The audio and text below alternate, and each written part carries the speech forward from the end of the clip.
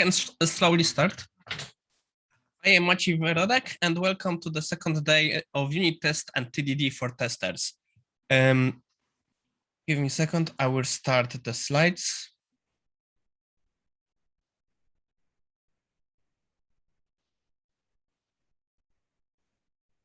First, you may hear some slide music in the background. If it's not problematic for you, it will stay. But if you have any problems distracting, let me know. I will close it down. So again, I'm Maciej Wojrodek, and this is unit testing and TDD for testers. Today we have the second day, and as you know from our agenda, today we'll be talking about mocking. We will start with two things. We'll discuss the basics of mocking. What are the testables in general? We will see what the different terms means. Then we will go into the code. We will be looking for how to implement mocks. At first, we will do very simple mock, or even more saying stub. We'll define the terms in a few seconds. Writing code. We won't be using at first any library. I will going to show you how you would do it in the ancient times. Why? It actually helps to understand how that stuff works. After that, we will be playing a little with autofixture, and on the end, we may try to see how our code is looking in the Sonar Cloud. But before we go to any of this, I would like to go slight reminder of what we've done so far. So basically, give me a second, I will reshare the links so you have the access to everything.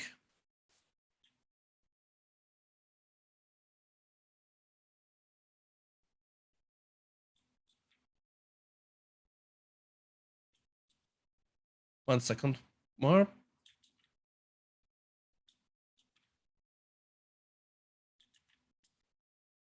What I've sent you is, again, the links to the GitHub, where is the repo with the code, and to my pipeline where I am running the code, and to the Sonar Cloud. I have fixed the Sonar Cloud, now it's properly displaying the code coverage results, which in current moment, we have 90% of our code covered.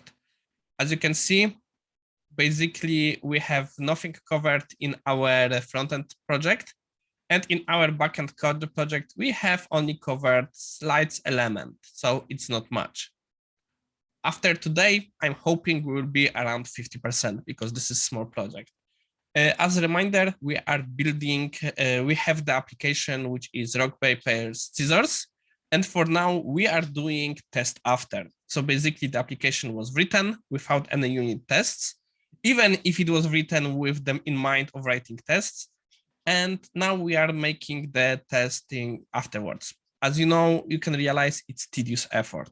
And so far, we have looked at two different frameworks. Sorry, I have clicked not what I wanted. At two different frameworks. We were looking at NUnit and XUnit as two different tools which we can use for the testing.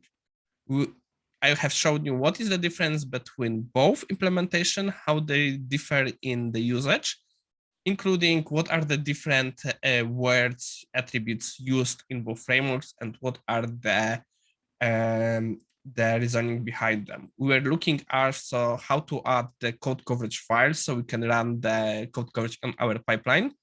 And what I was also showing you, how even in the same framework, we can implement the same test on different ways.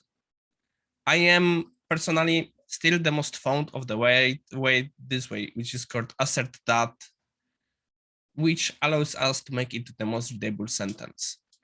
And as you can see, we are starting to come to the limit of what we can test this way. If I would be going for full coverage, I have the next moves. We have done paper, we have rock, we have scissors, which can we also cover this way. But after that, we are starting to having problems. We have problem with our game engine. Basically here, for us to test anything, we have to have game engine and we have to give it the interface. Of course, we have our prepared interface, which is done in the user interface, but this also then needs terminal, which we have to use from here. And this terminal is the entry point of all our information. If we will be using it, we will have problem. We will have the problem with how to send the test information to our test because it is using the information from console. Yeah, there are ways how to go around it, but we are not going to go into the right now or even at all. So what we have to do, we will have somehow to substitute this information. For now, we will start with testing user interface, our implementation of the stuff. So we will have to provide a terminal, and this will be exchanged for some testable. We will do our own implementation. And before we go into that, let's talk a moment about different implementations. But first, I forgot to mention, we have breaks every 50 minutes. There are 10 minutes breaks, so we are returning on our own point. If I forget to make break, write in the comments. I will do that. And as you know, today we'll be using mostly Visual Studio 2020, Community Editions 22. I'm sorry, and we will be using GitHub. For today, we will be running some stuff on the pipeline, but honestly, the pipeline part we have done yesterday on the previous session, so you don't need account there if you haven't created one yet. So what are the test doubles? Test doubles, as the name suggests, are like acting double in the scene, like the doublers, which are used in the most dangerous parts instead of actors. And testing doubles help us to test stuff. Usually, it's problem to test everything in the real world. If the best place to test is, of course, production, because nothing is as close to production as production itself. But we all know what problematics are the testing of production. For first, if something fails there, oh yeah, it's a great problem. So there are many different ways which we can substitute the stuff. For example, we can have dependency on the third party. It can be real third party, like the different companies we are using different endpoints. For example, let's say you have shipping company and you have dependency on what's called on the DHL. You can connect with their service. For the purpose of your tests, you may not need to have full connection. Then you can just put something there to simulate their movement. This kind of stuff is called stub. So, and there are many other stuff like that. So let's go. The first one is called driver. You may know this word because Selenium WebDriver is called after that. What it means it simulates the code that is acting on your application. So to put it bluntly, give me a second. No, I don't have it here. To put it bluntly, if you have your code, like, I don't know, web service on the net that is waiting for the information from the user, the driver is that thing that is simulating the user that is sending the request. WebDriver is simulating the user acting on the browser. That's why it's called WebDriver. And I have, fun fact, I have once failed recruitment interview because I was talking to the guy. I would write driver that would be performing the action. And I was meaning the driver as this thing. And he thought that I am saying that I will be using WebDriver to perform some API actions. No, it wasn't like that, but I haven't explained the terms to him and he wasn't as educated in the terms. The dummy is another thing. The dummy is something that can be useful. For example, if we have few parameters, let's say we have 3 parameters in our class and one would be interface that we don't use for our test, but we need to provide it. This is dummy. We are giving an object that has no role. It's not used in the process, but it's required. So it's passing, it's doing nothing. Stub is a little more complicated. As the driver is something that is acting on us, we are acting on the stub. So let's go back to our DHL case. Let's say you need to send the your request for, let's say, the package ID, and they are returning the ID. The stub would provide a canned response. Canned response is pre-produced response that is not doing any calculation. It will be doing just that. In Poland, we have a game called Pomidor. I don't know if you have something similar in your place, which basically works like that, that someone is coming to you and is talking to you different things, and you have to answer always Pomidor, Pomidor, Pomidor, Pomidor. Pomidor is tomato. Yeah, tomato. And you have not to laugh. And this is kind of similar part. Of course, this is programmed, so it's not gonna laugh, but it's always answering the same thing. You can have few options. For example, that for one ID, it will return one information. For another ID, it will return another information. But basically, it is not implemented. Fake is kind of a different story. Fake has some implementation in it. Give me a second. For example, fake can have implemented all happy paths, doesn't have error handling, or may not cover edge cases. Maybe only the most basic cases are implemented. In that case, it's kind of working, but it's not fully working. You wouldn't want to use it in production, but for the purpose of tests, it actually can be used. There is some discussion if fake can evolve into actual product or fake shouldn't. In my opinion, fake is usually implementation that shouldn't be ever used as actual product. It's done MacGyver style. So, you know, in one hand, you are taking knife, another the duct tape, and you are creating the fake that is doing some logic, but no, you don't want to use it in production. A good example of this actually is in-memory database. Sometimes for the process of testing, we need to have database. We don't want to set up database properly on server. There are few solutions that are providing in-memory database. Such database is not good enough for production, but is good enough for testing. Spies are kinda enhancement on the stubs.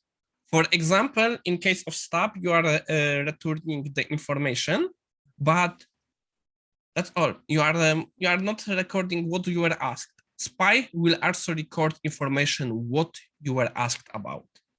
And mock is kinda problematic term. Honestly, I have a very big difficulty with always explaining, showing where the stub ends, where the mock starts. In short, it's advanced form of mock. It can have the option for tracking the information like spy. It can have some more interesting stuff. For example, if you send the request that is not prepared, then it's not on the pre-prepared list. It will throw you an error or exception that something is unhandled. So you can see it's very, very thin line.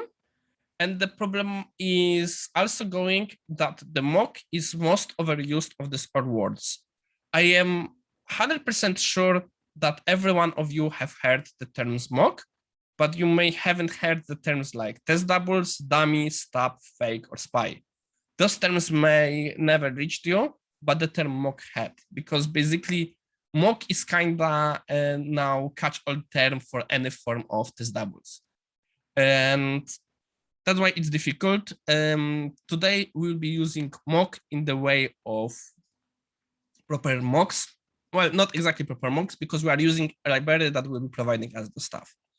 Okay, so let's go back to our code. The first thing what we'll be testing user interface class, because it's kind of on top of the stuff we can test. As I told you before, the command line terminal we won't be testing. This is the class that works. I'm sorry, I'm going to close the music because it is actually too loud for me even. And we won't be testing this class. This class will be going out because we are using it as the wrapper for the console, for this part of the system, to decouple it from our application. So the first thing we are testing is user interface. Let's look what we have here. We have the private terminal, which is provided to us by the terminal, by the constructor. We are sending it to constructor. This is dependency injection. And on this point, we kind of will be using it everywhere. As you can see, we have somewhere, we have here void. So display results, first thing, display results is has typo. We will take care of it right now. Where is the interface? Here is the interface. Display as old. Yeah, now it looks correct. Have it also been implemented here? Yeah, have it. It has been. So what's happening here? It doesn't happening much. It's basically takes information from the game results, takes the player score, takes the player 2 score, and then depending if it was tie or if it wasn't tie, it's displaying information. What was the score, who won, and what was the score. So not much job here. Get player move is little more complicated. Here actually happens more information. We are printing few information to the users, and we have also the option to display, to get the user input, and we are handling the quit information, and then we are doing the checking of the switch. If the proper information was provided. If nothing happens, we are closing it. Last but not least, we have setup. Here we are asking player for information. We again are checking if the proper user interface actions were handled, so no action that shouldn't be there. After that, we are creating a new game option and we are returning it to our application. Then we are also displaying the information for the user. Handle quit request, it's private method. We will be trying to test it. I'm going to show you a few things what we can do with it. It's not something that should be always done, but there are few options when we can test privates, but we'll be discussing testing privates in a few moments. Next, we have, this is basically quitting the game. Next, we have the more complicated option, get legal user action. This is checking if the action that user have performed is actually allowed on this move.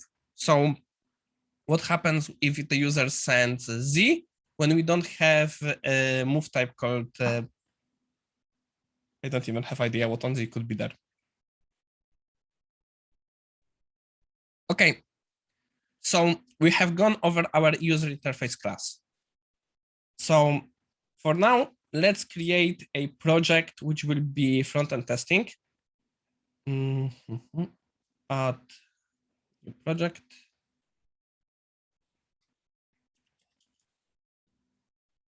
X unit.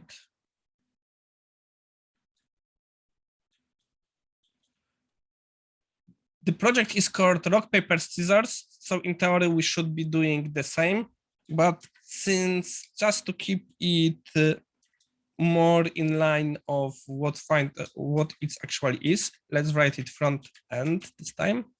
Tests. Yeah.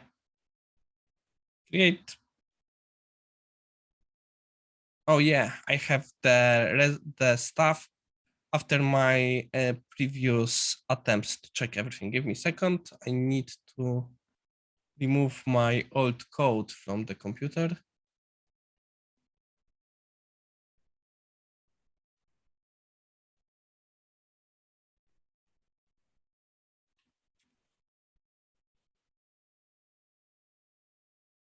Yeah, now we have created it. So our first test will be user interface.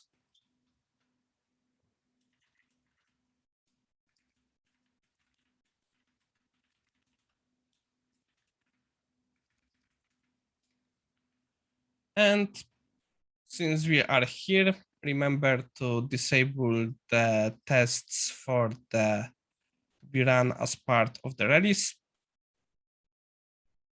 Okay, next thing is, since we want also to have the code coverage, let's copy the file needed for the code coverage. And let's close all the stuff that is not important to us. There is no option to close everything to the left. We will put it on the separate page, so we will be able to check if everything works correctly. What will be the easiest thing to test? In my opinion, the simplest thing to test is display results. This is the method that it's very simple to test. What we have here is terminal that is printing as information, and we have the score. So what does it mean? First thing first, we need to have ability to check if the information was displayed to the user. How we can do it? We can do it on few ways, but we will create ourselves a testable. Let's call it, since we'll be looking at the information that were sent there, we will call it spy. So it will be called public class, not user interface. Visual Studio, your advices are not always the best. Spy terminal.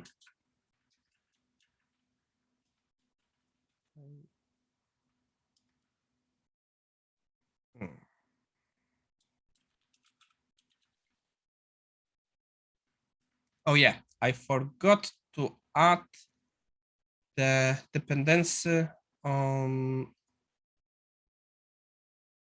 our project. What project reference?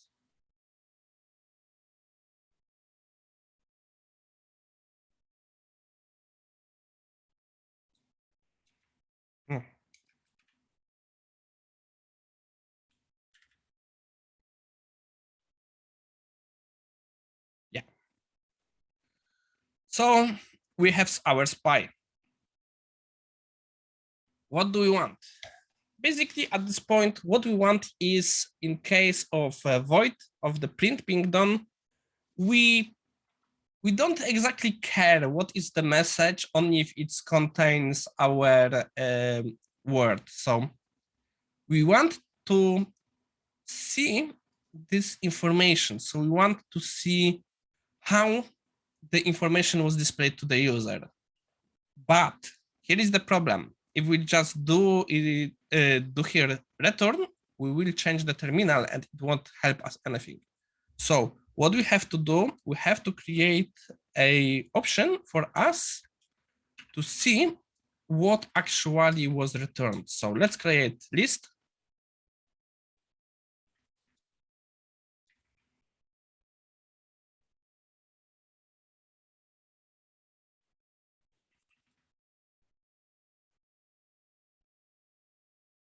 Of stuff. Print. Let's go prints, and yeah,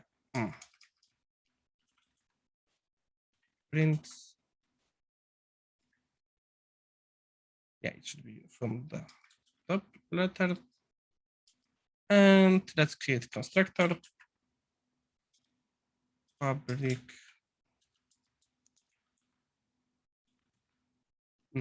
Yeah, spy terminal. Spy terminal.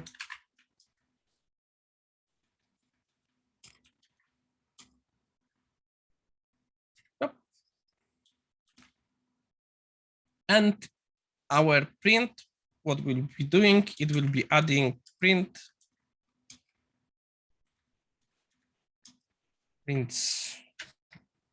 add message. And that's all. So thanks to it, we got information that something was printed here, and we'll be able to get it. So our first test will be, what do we want to see? 1 second.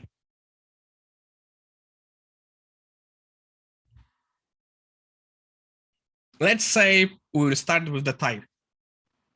We want to see that if the game results have 0 players, we want to have information that it was tie, and the current score is as we set up it. So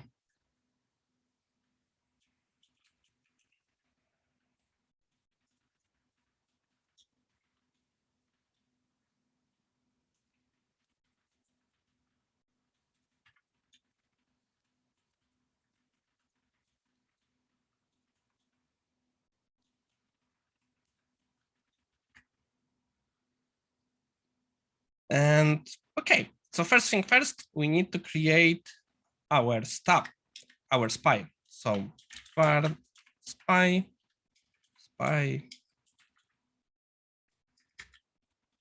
terminal equals new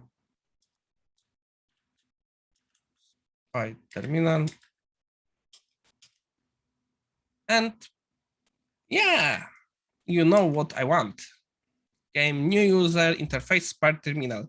So we have given it implementation of our spy terminal. What happens now? Now we can perform our test, but for that we need something more. We need our game results. So let's use our option for theory. No, let's not use it for now. Let's keep it for now in the simplest way. So our game results will be results equals new, which reminds me we need another dependency here. Not this place here. Project reference. We need reference to backend because the dependencies are coming from their game result. New game result.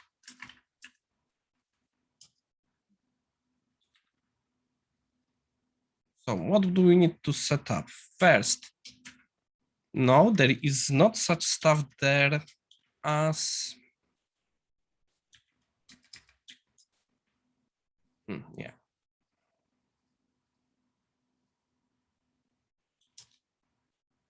So first, we want information that it's tie. So how is the tie set up? Round one by players is equal to 0. So nobody won the round. Another thing is what will be the score that we want to check. Let's say the player 1 had 3 points and player 2 had 2 points.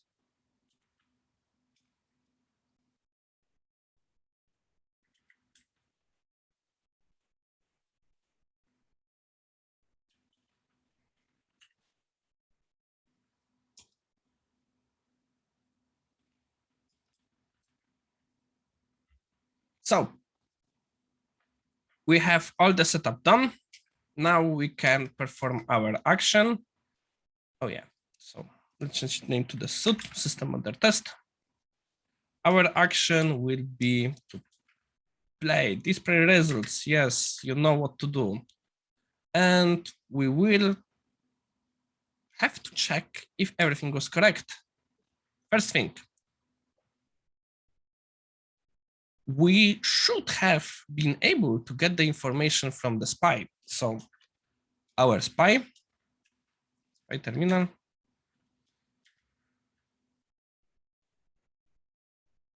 prints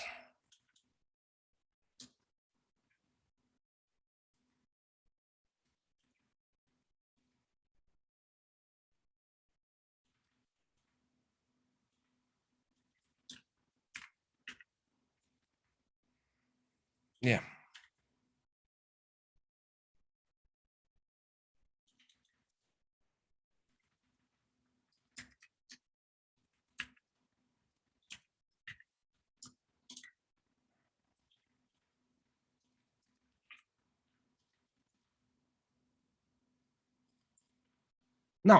Now we stand under the most interesting question.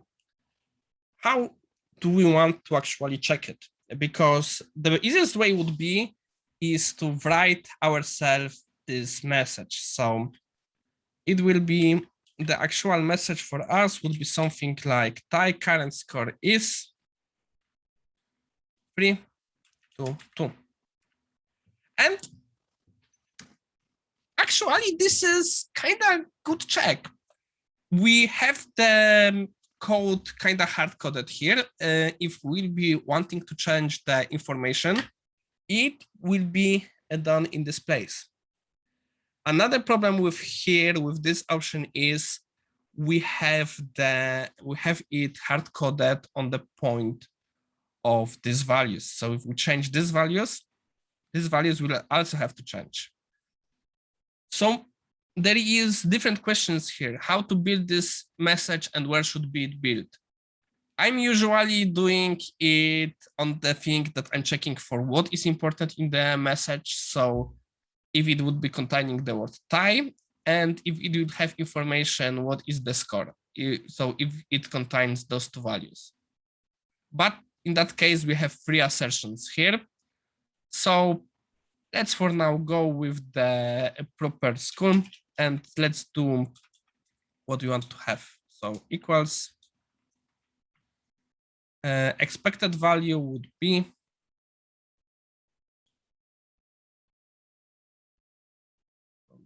X. Yeah.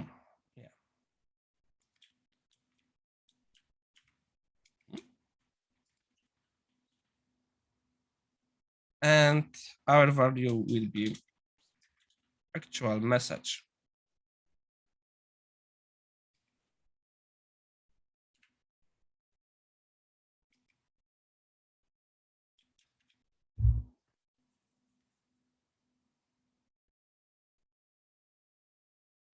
Let's see if nothing fails. Test failed. Let's see what happened. What did we miss?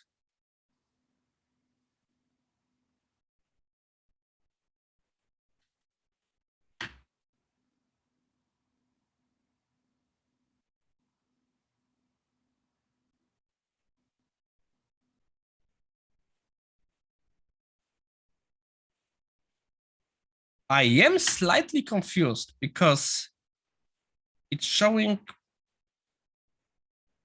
actual has space at the end.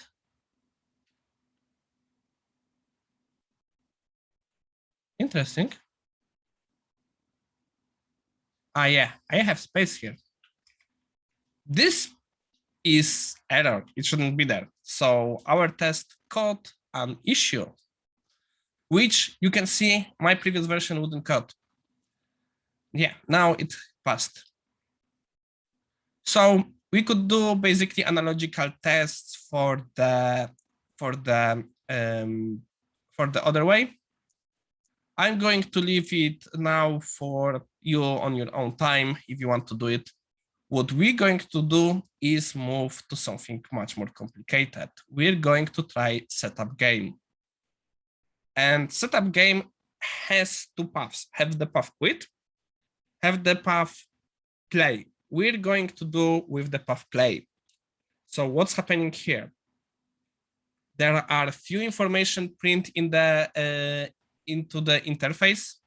There is the information about the user action. Then there is another print about my number of wins. And in the end, we have the return of the options. So let's go the simplest way for now. 1 second.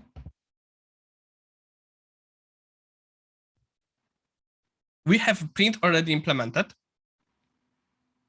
but we need to handle user input because the get legal user actions is handling user input.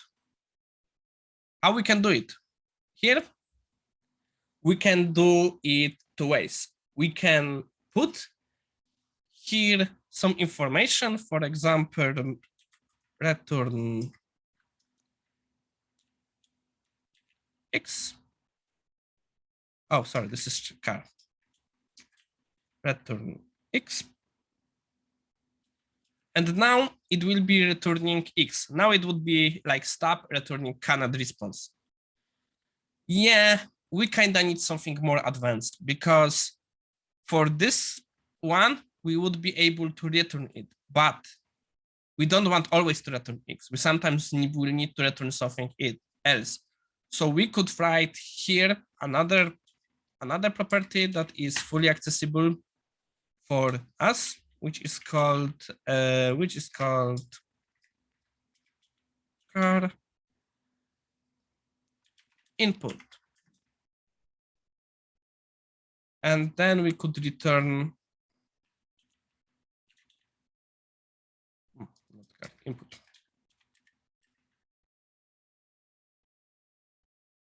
Yeah, better. But what if you really be wanting to handle the case when we are sending many different users, many different inputs to see how legal action handle the checking of the stuff? What we can do here? Well, we can put here list also, but there are stuff like for each yield, which will go for the list element but element, but there are some other types of lists that other types of collection that we can use. Give me a second. I need to check if I remember properly the name.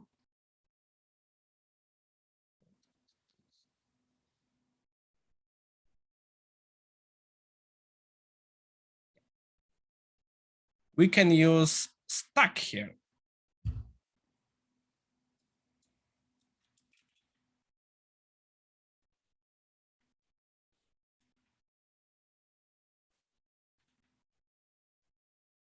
What is stack?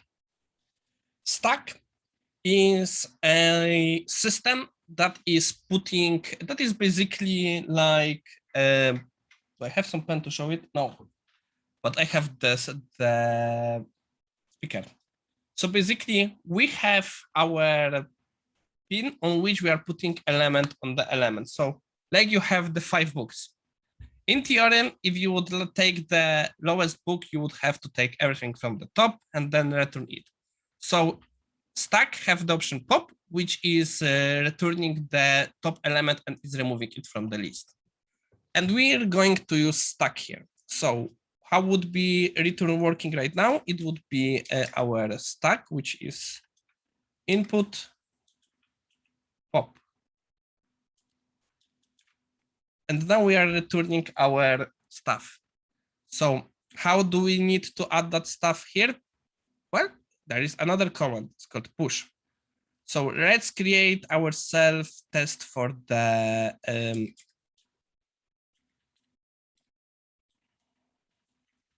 setup.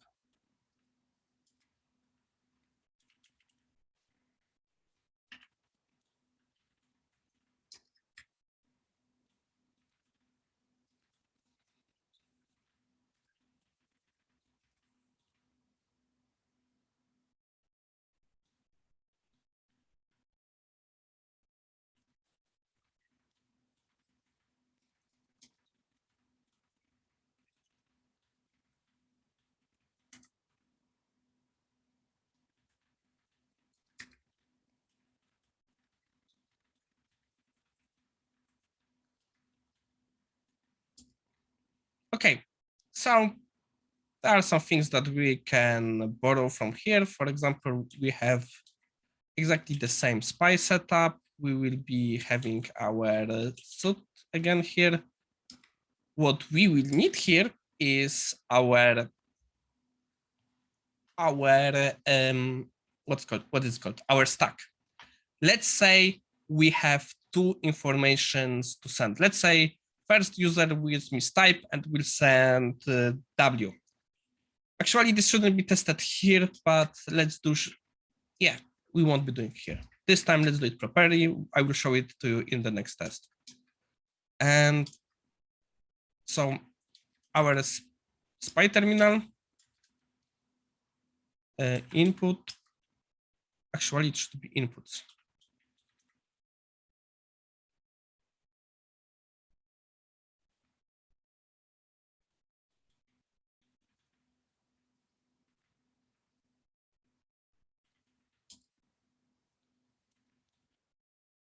no inputs, push.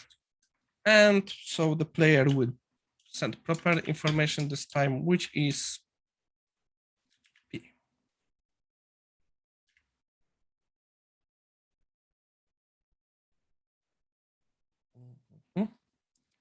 So what now? Now the setup will handle all the information. We will get the game options setup and returned. Yeah, we need to perform the actions. Setup game.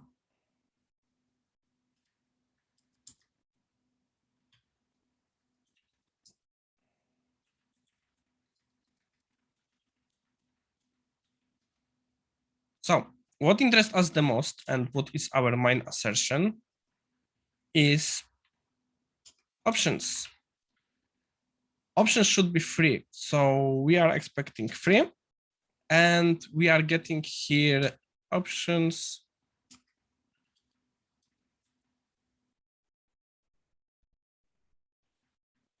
Max wins.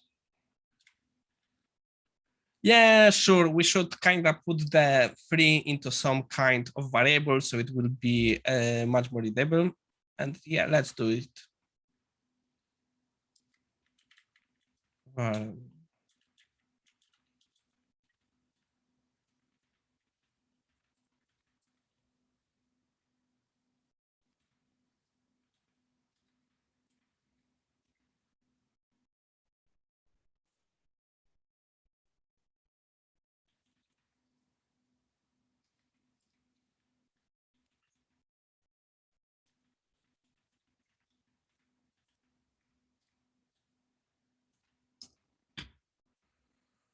Sure.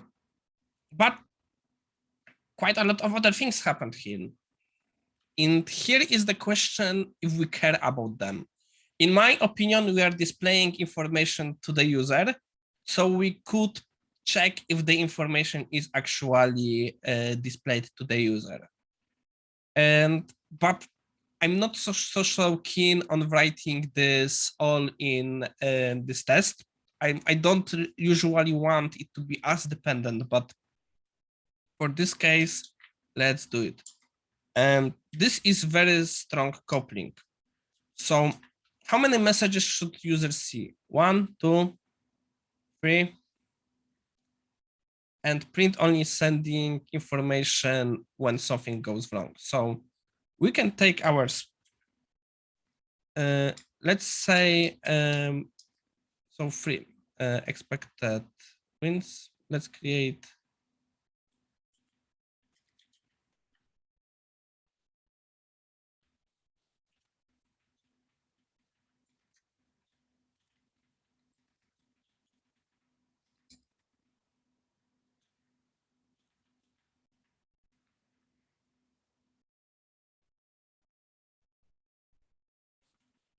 So we can put, yeah, call series by 2L.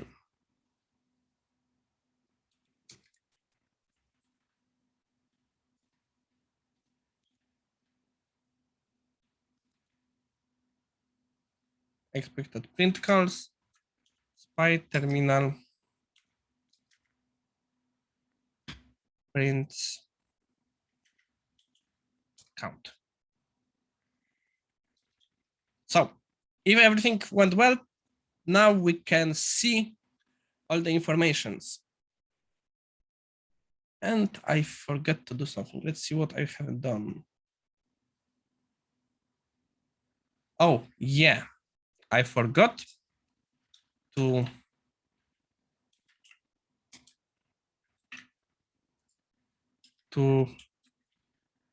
initialize our list. Yeah, now everything works. Remember what I told? It's worth to check what happens if we break our test. So let's say we put here 1. Let's put here 1, and let's see if our tests are still working. They should be red right now. Yeah, our actual message was 1. We have here 2. So this is working correctly. And here we were expecting 3. Yeah. Okay. Now we're starting. Now you see how the mock spies are implemented. What we done here is implemented it ourselves. Usually in unit testing, you won't be doing it. It's not something that is done by hand anymore. There are automated tools that will be doing it for you, which will be playing in a few seconds. But I want you to know you can do it. Why? Because, for example, if you have, let's say you are writing Selenium tests, sometimes you don't want to test everything. Maybe it's good that, for example, you will check what the website or integration level, what the services are there. And if you can, for example, exchange one service on your environment for something built for test. So instead building actual proper thing, you will build a stuff that can be used for the testing. So instead of sending you on a happy-go-lucky way, you will be able to return yourself an information faster, which has nothing to do with your flow. You just need this information to be done. And thanks to it, you can go faster. Don't forget that. Not everything can be fully done by automation tool. It's worth to know what is happening underneath. What I done here is very simple implementation. It's kind of laughable from perspective of mock. Mock is doing much more than what we have done here. But this is first point. Yeah. So, but here we can go into another discussion. Well, setup game has inputs. And in here we have two methods which we have tested on this level. We have tested them inside that test. Is it okay or it isn't? Again, here are many schools. Some people will tell you, you should be testing what actually is public, what other people see, what other people use. So you should be testing setup game and throwing it all here. Sure, I kind of agree with it. I see the wisdom of this point, but I am strong believer that unit tests are also technical. They help you to pinpoint to the line where is the issue. Right now, this kind of is covered by proxy. So you won't be able to exactly tell what happened here. You will be knowing that some magic happened here, and that magic is not covered.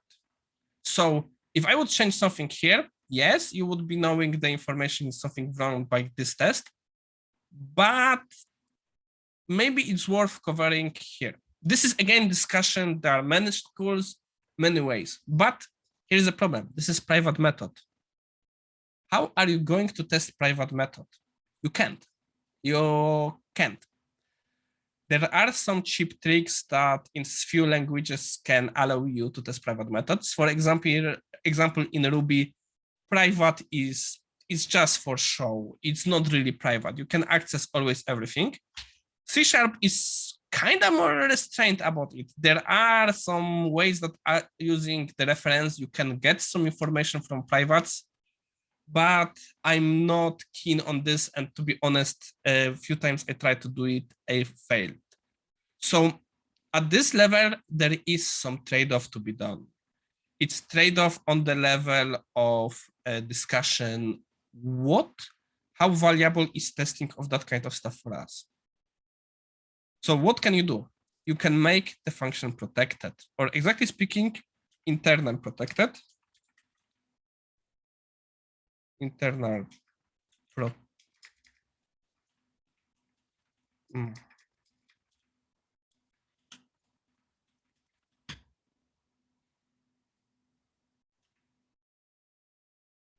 What does it mean? We have 4, or exactly speaking, as you can see, 5, 6.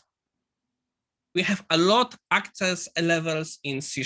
We have private, we have protected, we have internal, we have internal protected, and we have public. Each level has different accessibility. Private, as you know, can only be stuff inside method accessed. Protected can be only accessed by the class and classes that are inheriting it. Internal protected is able to be full. Internal is only accessed inside the project. So in this project, I have access to it, but if I would go outside, I wouldn't have to access to it. And there is internal protected, which kind of makes it even more restricted. You can only inherit in this class, but we are 55. I promised you 10 minutes break. We will deal with this after the break.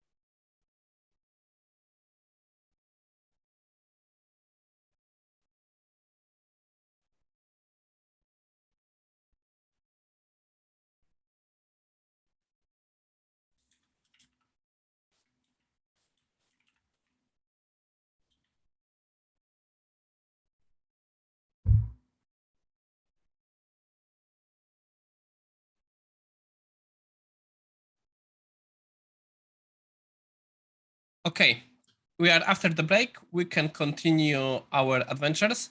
I have done the commit to the repo. So in few minutes, we will be able to see how much coverage we have added to our project by writing those tests. Okay, so before the break, we are looking about testing our user interface, and we change the get legal user action to the internal protected. How does it work?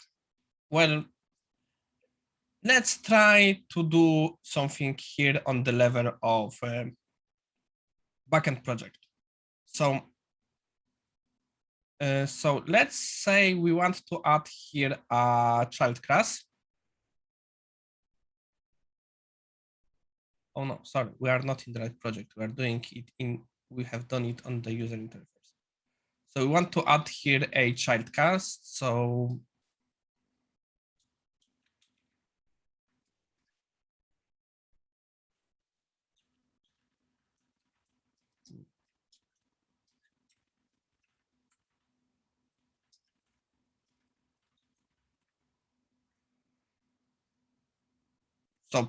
here,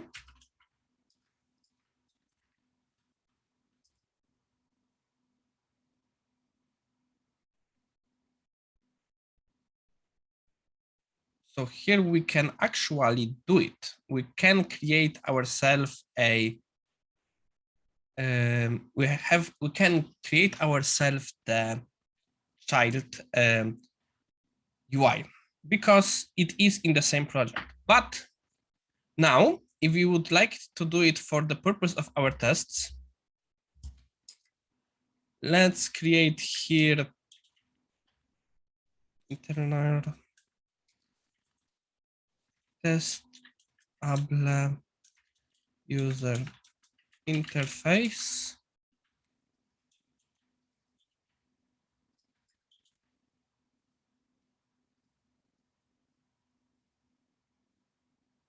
Yeah, first let's remove this class here where it is.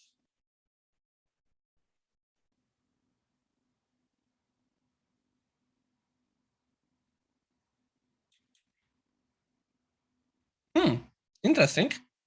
Actually, I'm quite surprised because previously doing that for the tests required ability to add because right now you can see internal here, it's working. It's actually connected to the, oh yeah, that should be working. I am kind of stupid. What I wanted to say,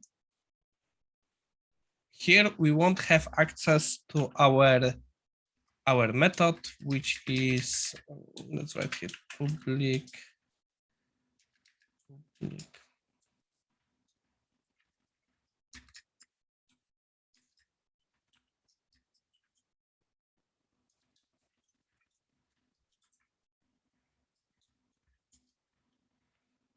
And we have our user interface, we have get legal users. So here, if you would like to have access to this method, you can see it's not on our list. Oh, it is.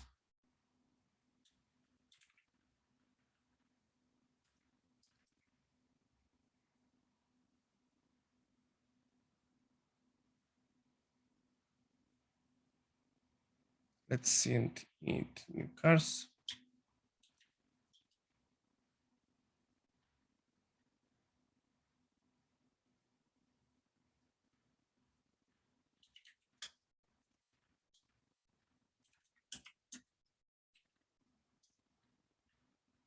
Okay, now I'm going to say I did one mistake because previously, if you want to do such stuff in .NET framework, you had to use an information like this on the test file. Give me a second. I need to show you the right file. Game engine. You had to add information assembly and internals visible to and the name of the project to which you want to make the namespace visible and the internals. It looks like in .NET 6 or maybe in previous ones too, because I wasn't checking it for quite a while, you no longer need that kind of information. So let's go back to our testing in that case. Let's ignore the information about internals for now. And what we can do now, the internal is still not visible outside our class. So if you would like to write here, we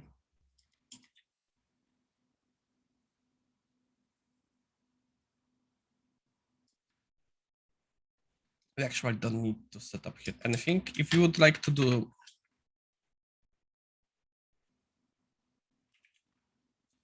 you can see we have no access to the CatLigar user actions, but we can use our testable user interface, and we can create a wrapper for our method that will return as the method.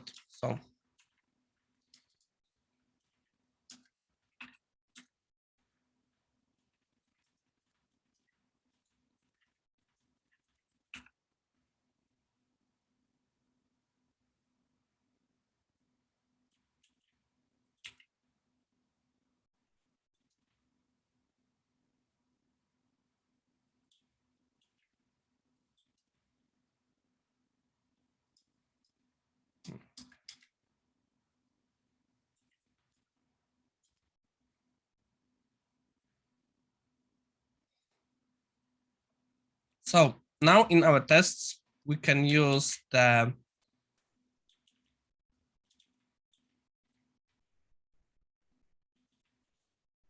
this to actually test our inputs. 1 second.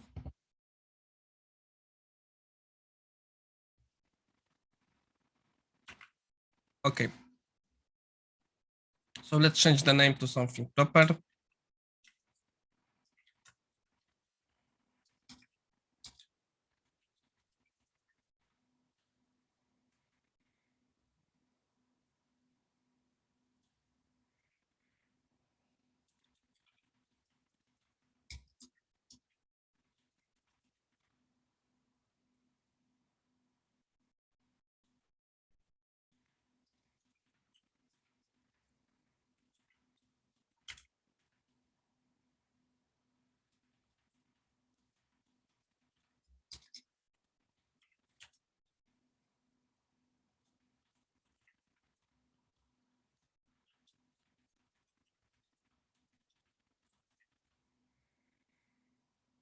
Okay. So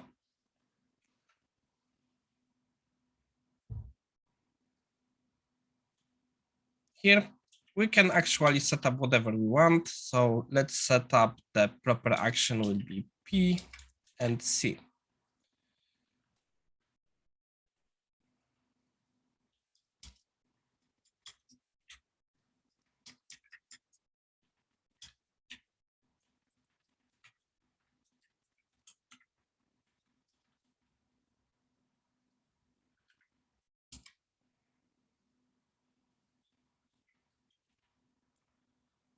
And we need to set up our inputs. So here is the tricky thing with using Spice, with using stack. Basically, the stack is pushing the elements to the bottom. So this will be REST thing that we have that we'll be using. This will be the middle one, and this will be the first one. So what should happen now? If we do it properly, the user input should be asked for the user input. The character should be checked. If everything is okay, it should be returned to us. If everything is incorrect, it should be asking for the new input ad infinitum. So of course, here we have far expect.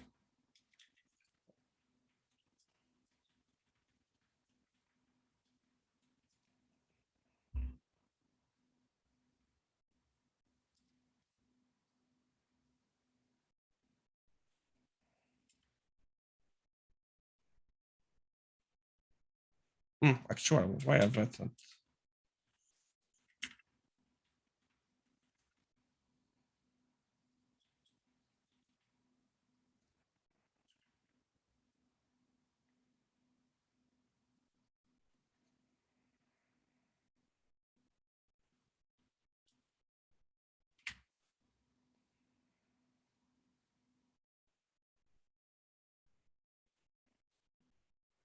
What we can see, it's also since we are displaying to time the information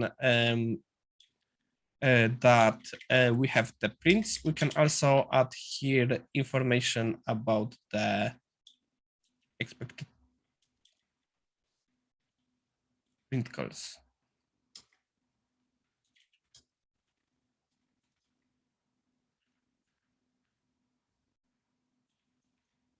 And let's see how this works.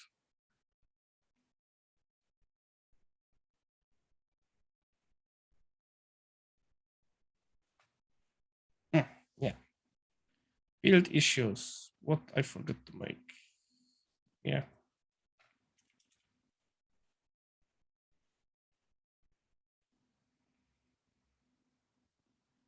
And pass. So let's see that it can fail. In this case, let's give here a proper value.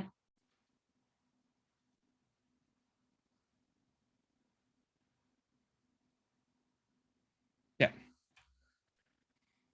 Here is the problem. Since we have while true there, if this test fail, it can be hanging quite a lot until the timeout will go. But this is the issue with implementation, and it's possible risk here. So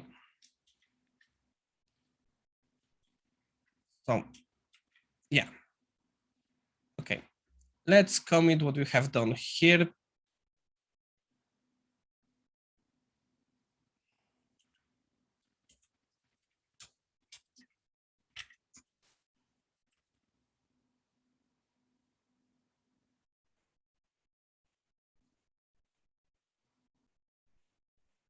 And in a few minutes, we'll see how it looks on the pipeline. In the meantime, let's see how our code coverage has improved.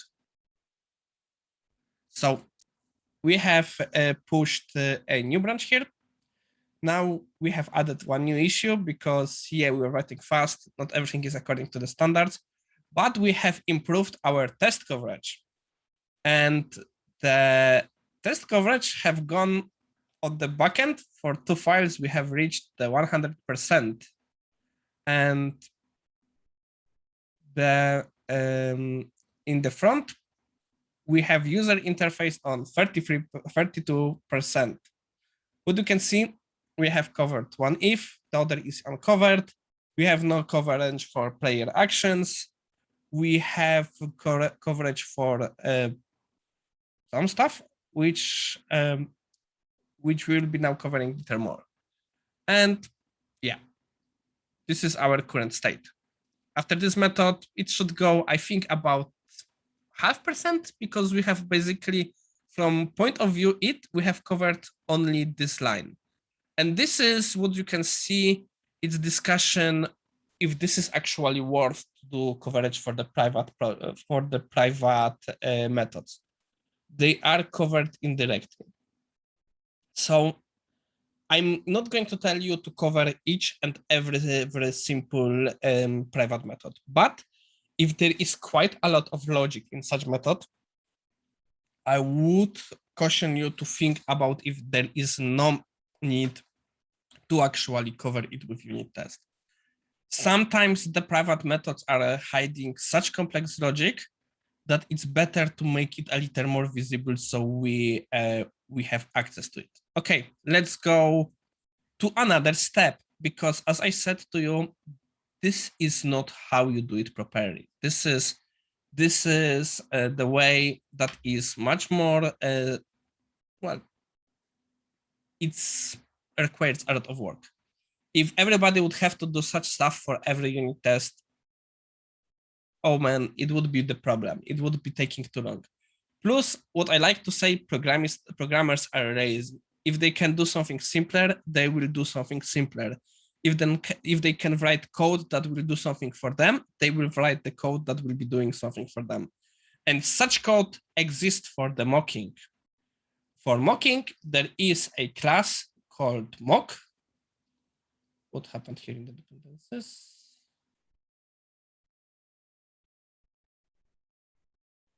Yeah, I will check it later. So what we can do, we can add a NuGet package for the mock, which we need to browse. It's wrote an MOQ, and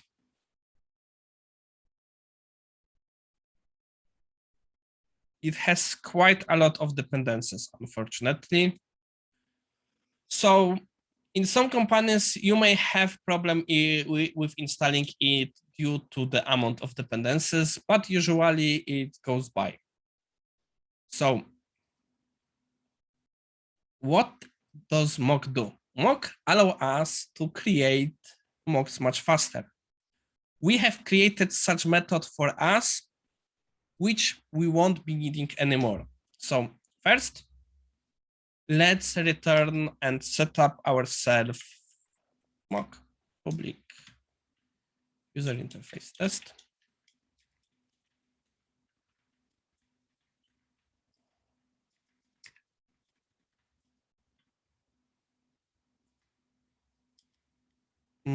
What will be mocking? We'll be mocking terminal. So terminal.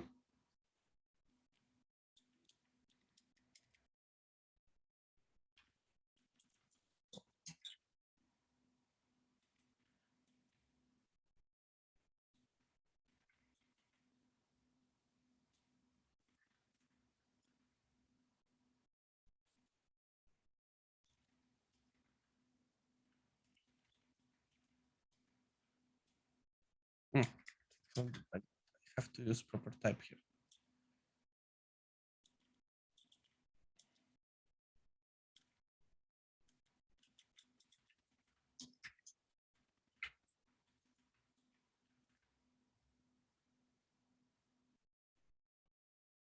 We need to add using for the mock. Mock terminal equals new mock. So what have we done now? Now we have set up a mock terminal. So what does it mean? This is our object which have all the information needed for mocking. And we don't need this line in this test. Instead, we want to give it information here, mock terminal object. So we want to return the mocked object to the interface. Of course, in this case, in case of the actual message, we won't be able to get it like that. There are other ways that mock is allowing us to check the stuff. So in our case, let's take the mock terminal. We can use implemented already verification. It's called verify. Here we again will be using the lambda.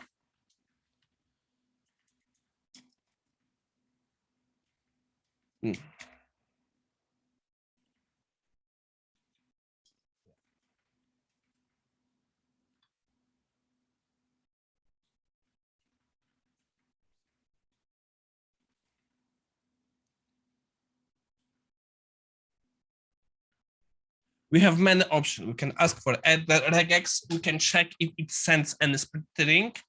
But for now, let's use it is. Let's use exact correction like we done before. So it is.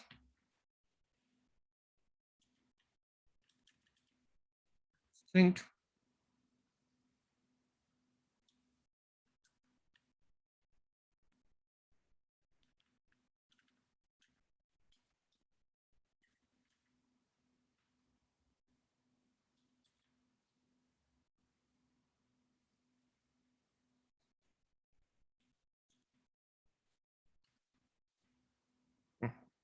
About the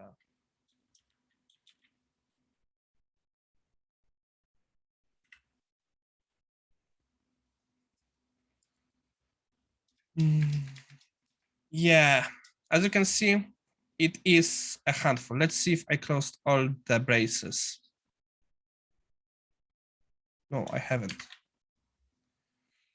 So what is happening here? We are asking our mock terminal to verify if the terminal called method print have a string that is following the rule, that our string is equal to tie. Sorry, my dog started to steal some things. He is getting bored. I will have to give him something on the break. And we are correcting if this is equal to the our current score. Let's see how it works. Didn't we break anything else? No. Solution. So let's rerun our test.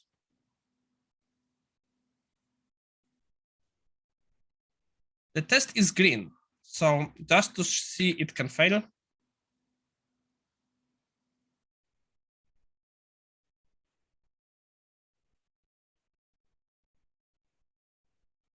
You can see we're expecting different information.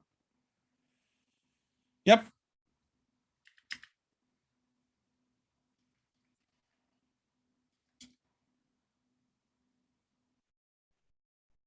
Good. We've done it. Now we can move to changing our next test. Here we have little more information. Here we're using our spy to push some information. And we can do the same with the mock. In this case, we will be using different thing.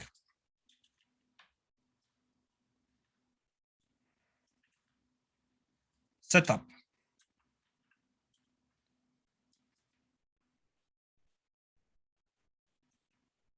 Hmm.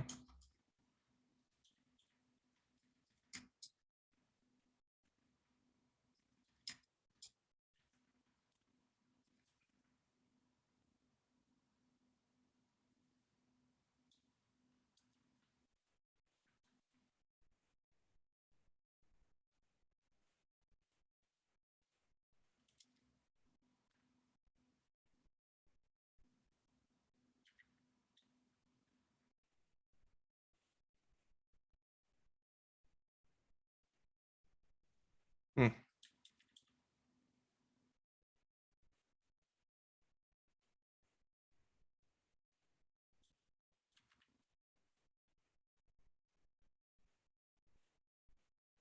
And we will be returning P this time. Ah.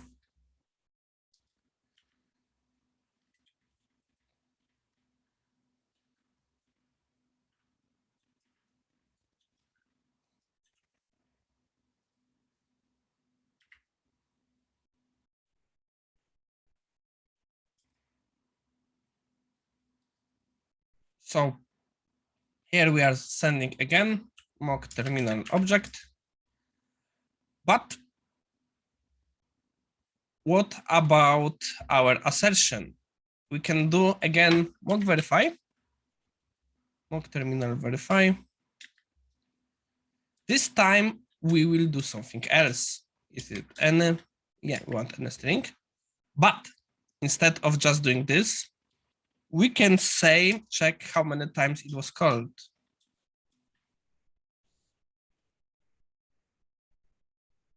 Sorry.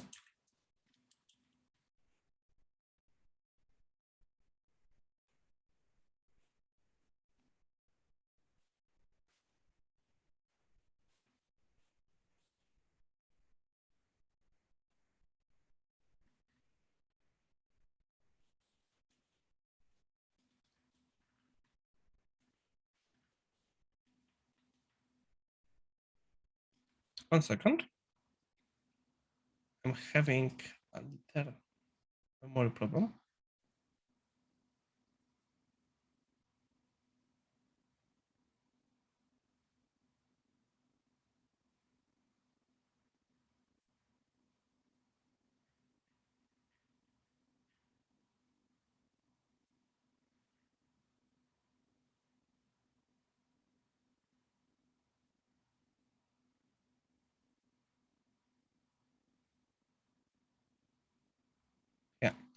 let's look at the cheat sheet. I forget the comment. So there is something I'm going to share with you at the end of our workshop. It is a cheat sheet with different things you can do with mock. It is cheat sheet done by my friend. It collects the stuff from different tools. You can download it as the PDF on the bottom. And let's see how it was, because I'm seriously forgot this time how you're doing the verify times. It was called times.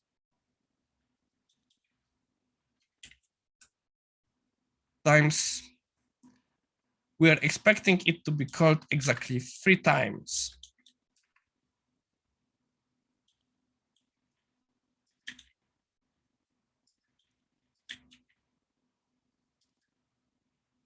So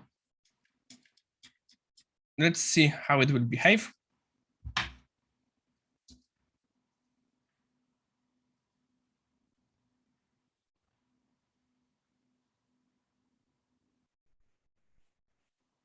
Let's run them all.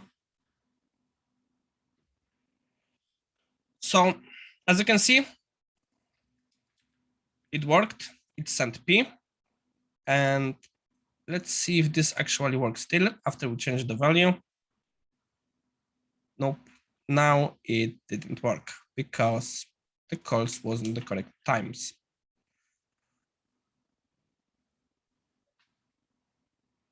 Great.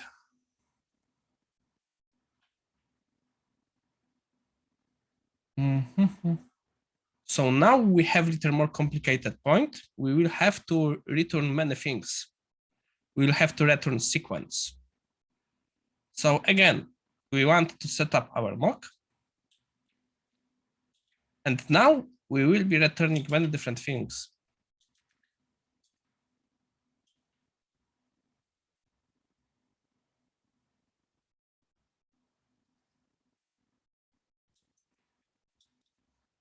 Give me a second, set up.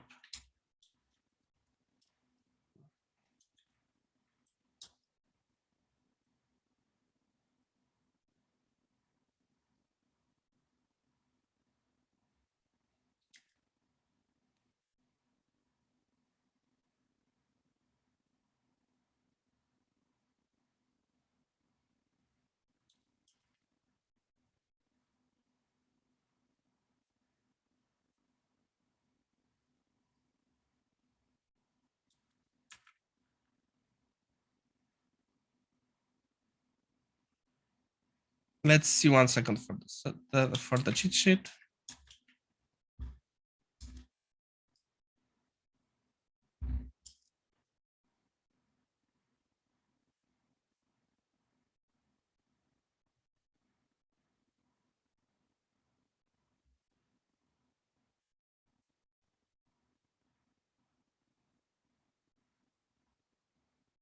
Cheat sheet doesn't cover this.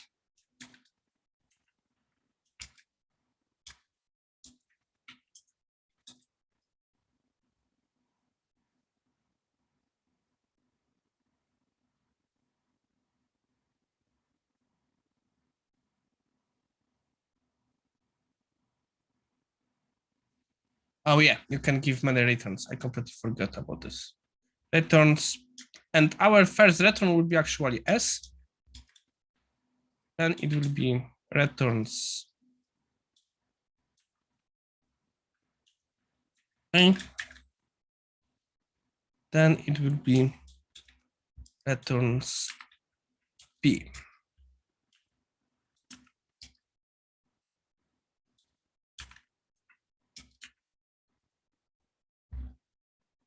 So we won't need this mock terminal object. Do we have properly closed everything? No, we don't. It's closed here. See, spy terminal. Yeah, we are not using this. We'll be using this. And let's see if everything works still.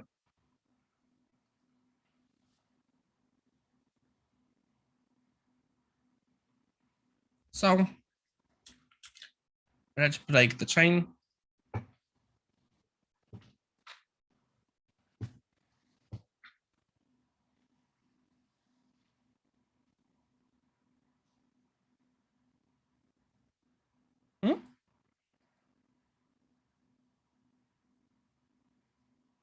Yeah, I ran from the block test. As you can see, it wasn't invoked at the times and was supposed to be invoked. So the test works. What does it mean? It means we have much easier time writing some stuff. We don't need to set up our code here. This is actually useless to us right now. We can actually delete it and it won't hurt us in any form. As you can see,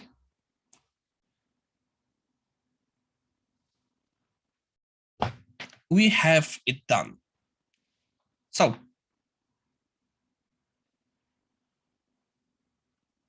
let's look at our test class, the task that we are testing. Let's see what else we have here to test. So we have done one way, one path.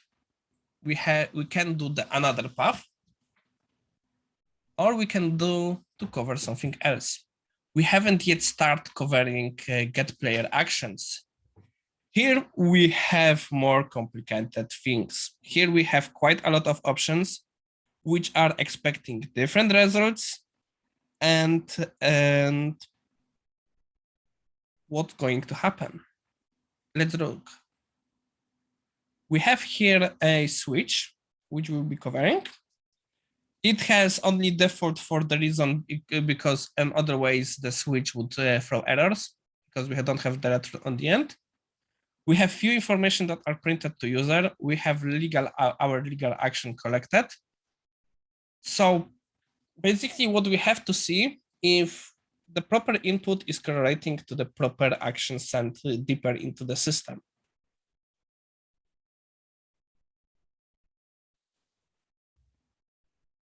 So let's do it.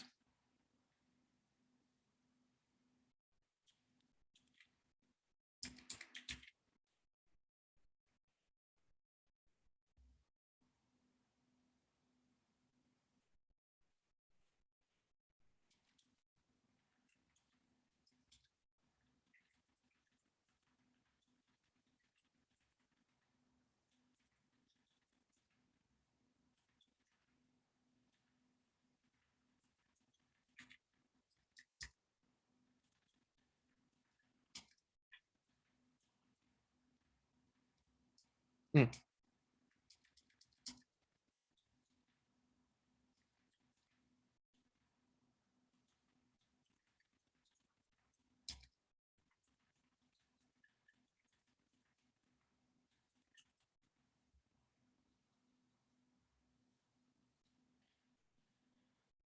So the one additional thing that we want to test is if the player got actual prompt.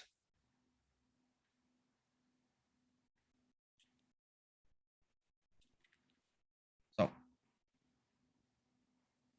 this times we will be also having only 2 calls, and the player will be sending a move that will be in fact coming from our theory.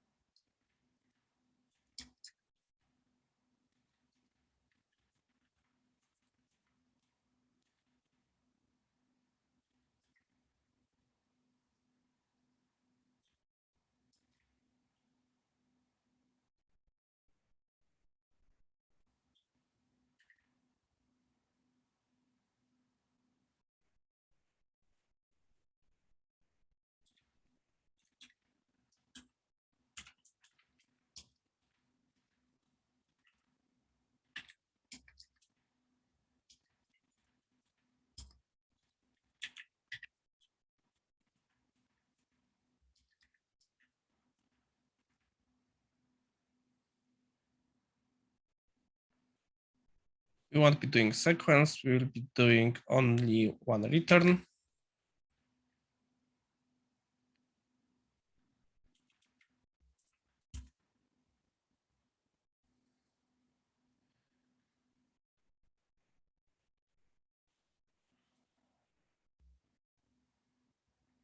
This won't be needed to us. We will be also done needing this.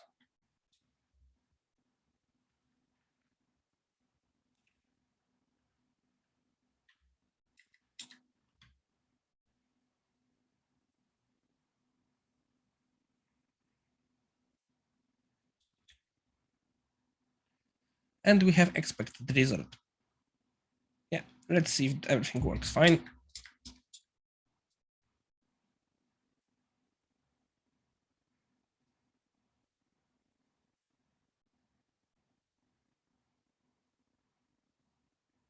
Passed.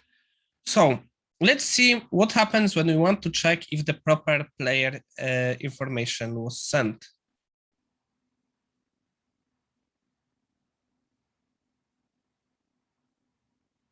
What? Wait, what?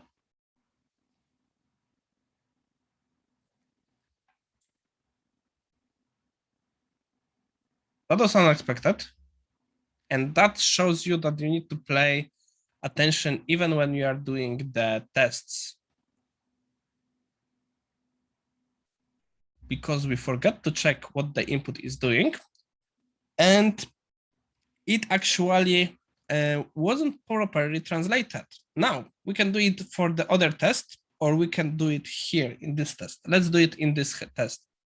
For now, we checked only the, oh yeah, let's leave the input here for now. Let's see how it will behave when we actually put the proper verification. So verify if t print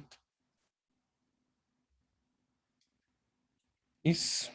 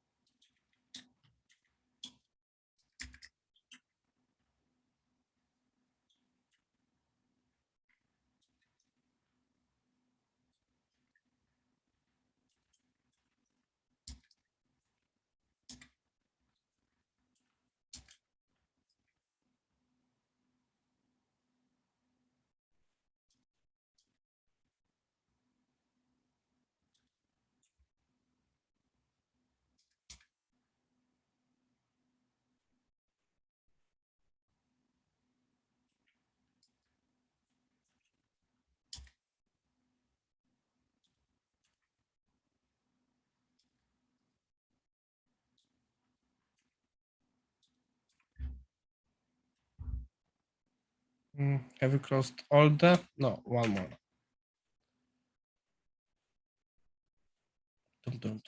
Let's see what happens.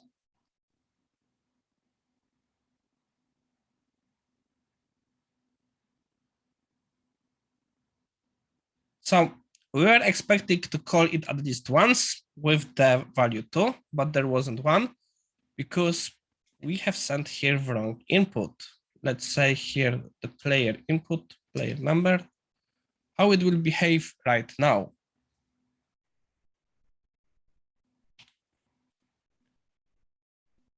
Yeah, now we have the proper output. We've got the proper output. Everything is working fine. As you can see, this is the problem with writing unit tests, with writing any test. It is actual code, and it's also easy to make mistake, also to miss something, and you may not be sure where is the issue, if it's the issue in your test or it's the issue in the code. you have to be quite sure that what you are doing is actually working correctly. And it comes with times. When we'll be doing TDD, you will see from time to time situation when you are sure that your code is working, but test is failing, and it turns out you made mistake in the test. It will happen. So let's add the other paths for our tests, which is P, Q, and we'll be returning different things here. Oh, not Q, R.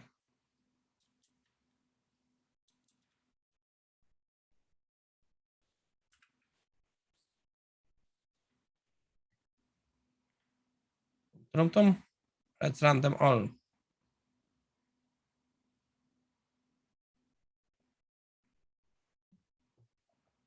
Yeah. So we have covered all paths here. We can make sure if that information will be also displayed, but I wouldn't be putting, I'm not sure if I would be putting it here. To be honest, now when I'm thinking about it, writing this test, I'm kind of thinking that I would take both of this test to separate test from this. This one is about the returns, and I would do now a separate test for the messages.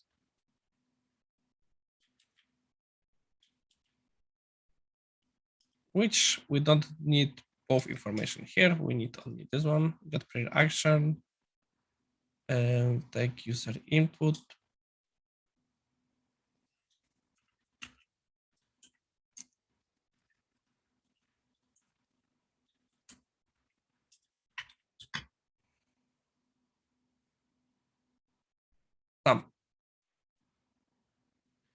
What does it mean? We don't care about expected result. Here we don't care about these two things now. The first thing what we want to see if there are even proper amount of calls made. If it's not, then maybe there is no point in making next assertion. The first one, what we want to say is if the player move has proper number of moves. So let's validate it.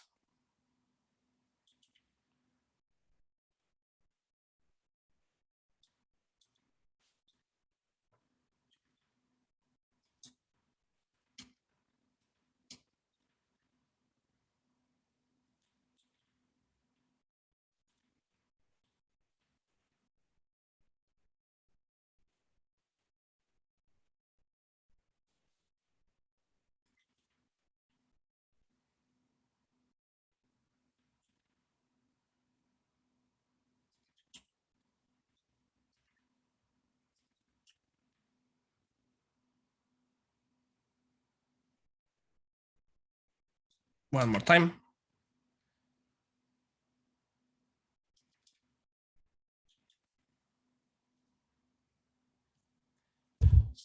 So now we have all our tests covered, all the paths here covered. As you can see, it checks if that message was sent. It doesn't check the sequence of the, I'm sorry, of the request. I haven't ever used it for checking the sequence of the orders, so I'm not going to say if it's possible. But I think it's probably there is option for. Should that kind of stuff be checked, the prompts? I have mixed feeling. If they are set up by resource, I would kind of do the pointing to the resource to just check if the right resource is used. It can go sometimes wrong, but this is making tight coupling between tests and the code. It has its pluses. For example, it helps us to find unwanted attention, unwanted change. It has its minuses because now every little change into the code makes a test fail. For example, if we are looking only about input and output, we can mess with the logic as much as we want, and we don't care about what happens inside. Right now, by doing that kind of stuff, we care. But this is the information going for the users. This is kind of business information. So in this case, we kind of care about it. Okay, so let's look at, first let's commit our new changes. We haven't done much, so, but let's commit it.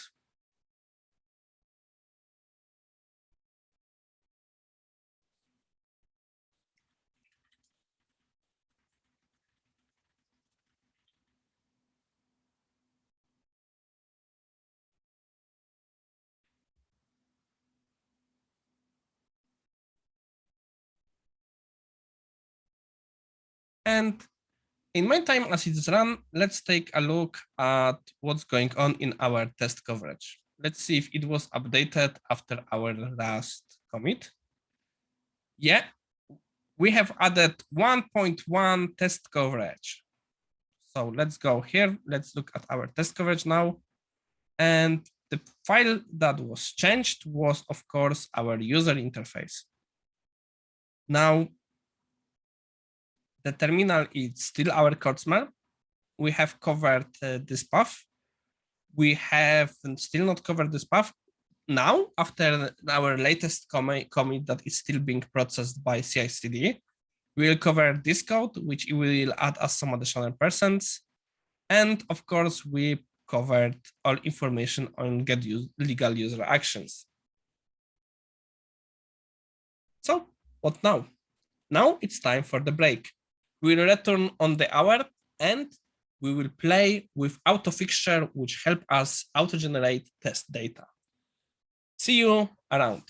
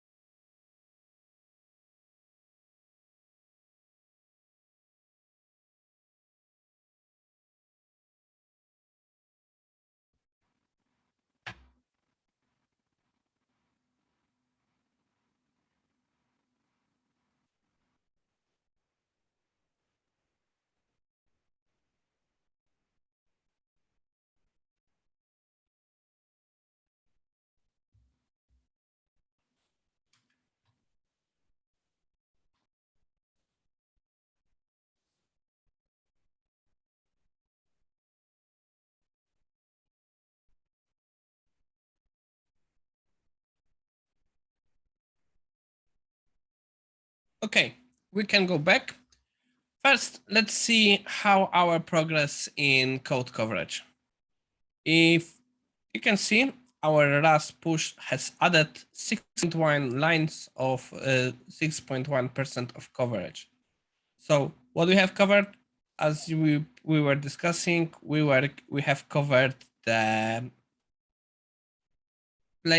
get player actions. We haven't covered the issue with the invalid operation exception, which is basically inaccessible code. We haven't yet covered the else, and we haven't covered quit game. But for now, we will be finishing with the front. We will go back to our backend. Why? Because we still need to set up the game engine. We need to test to do some tests on it. Here we have quite a lot of things to do. We have the setup game, we have the player turn, we have the we have both of these things, and we have the run game, which is the most complicated function of this all, because basically it is end-to-end test. Testing run the game is testing everything what we have in the whole system. It's basically testing how it's basically an integration test without the UI. It's end-to-end test without the UI. We have some privates here and internal protected stuff, and there is again a lot of things which can go wrong, which can go right here. First, the biggest issue is if you would like to test some of these methods with separation, we will probably need an option to do some other setup. Because from perspective of our public, only run game would be visible. And in this case, we have too much logic.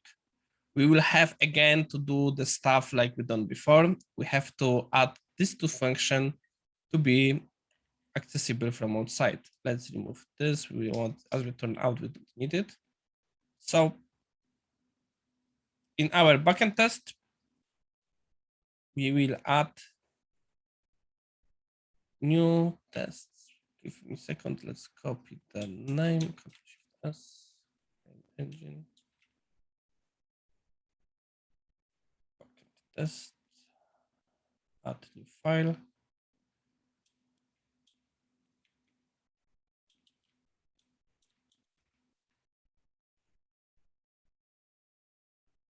So first things first. Let's add here are some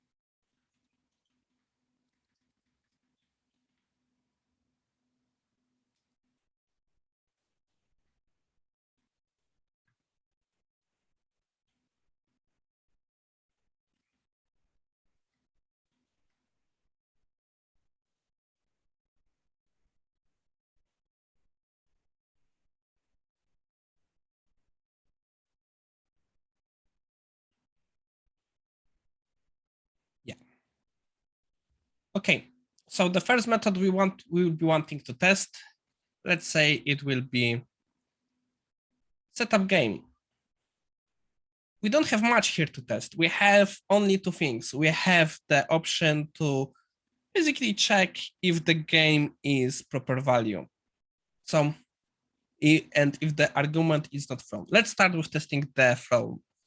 So as we know, we will need to make this function visible. So we will have to create here public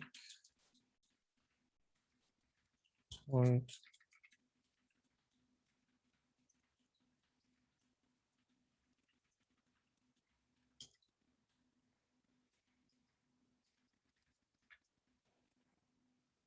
setup game.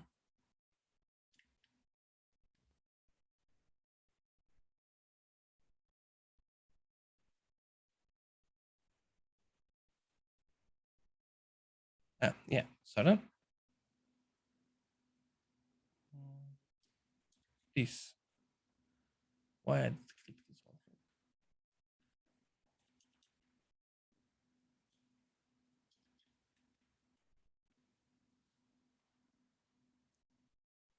Yeah.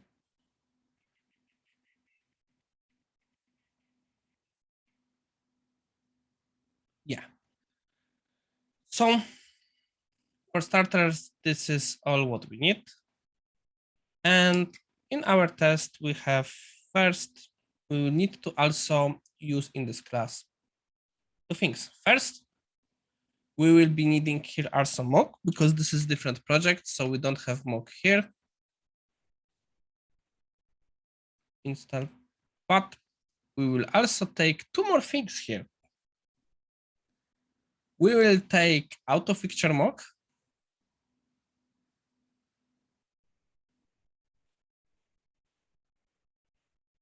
And we will also take auto fixture for X unit.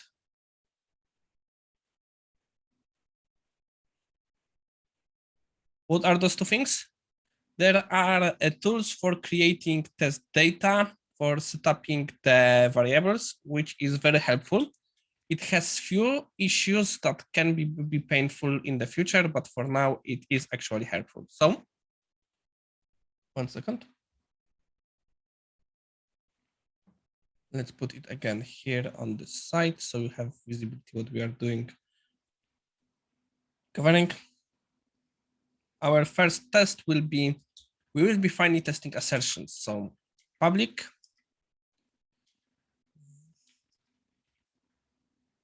void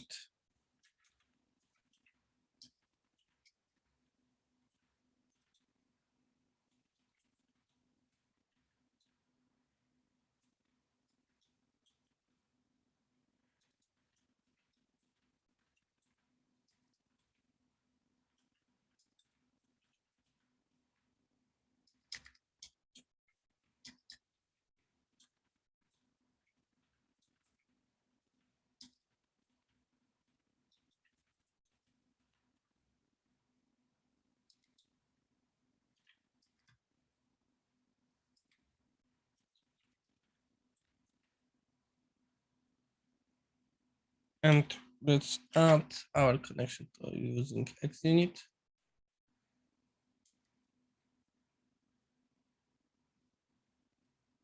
So first thing first, what do we need here? We need few things. Give me a second. I need to take this from my screen. We will need to add, second.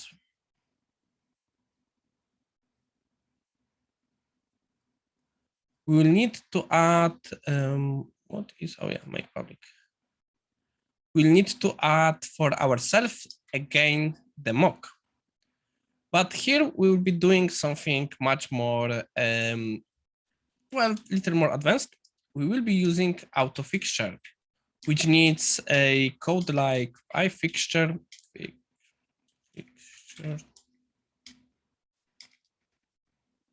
First, we need probably to add using, yeah, using auto fixture and using auto fixture mock.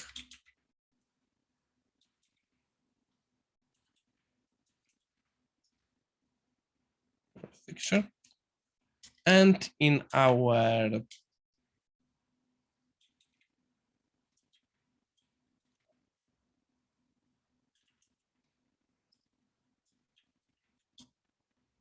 we need to set up it.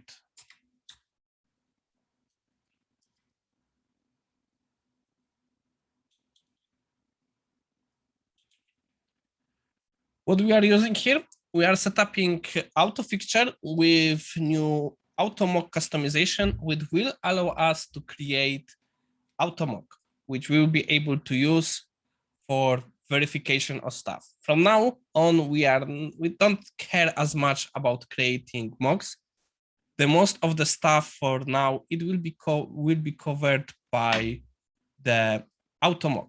So in first case, in case of our setup, we only care about one thing, about what the UI setup game will be returning to us. So give me a second, let's save it. So first thing first.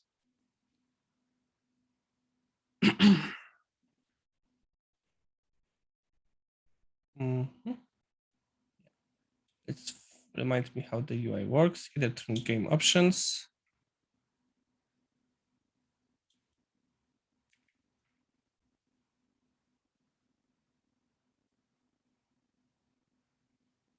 So let's create mock var UI mock equals picture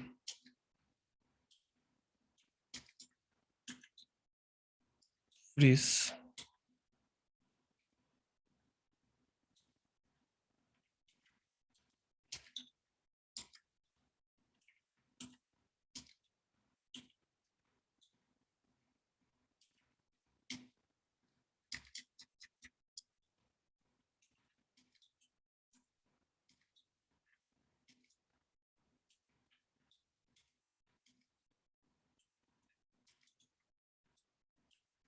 user interface.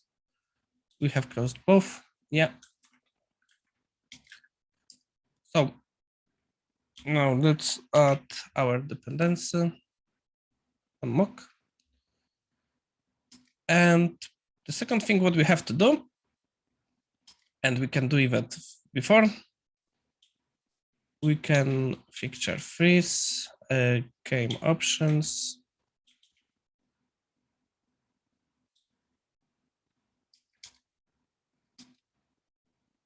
And here let's look at our cheat sheet for the fixture as auto fixture.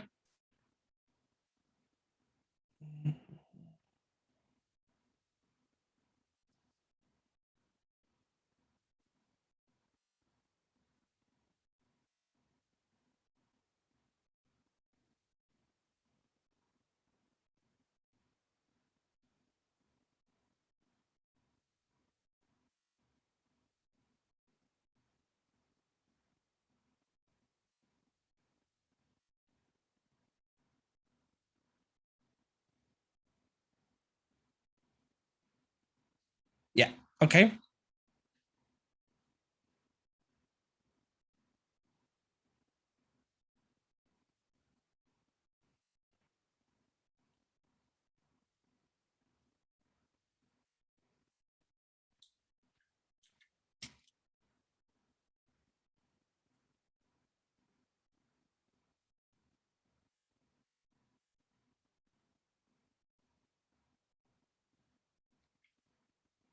Yeah, sorry, it will be other way around. Let's create first ourselves the game options.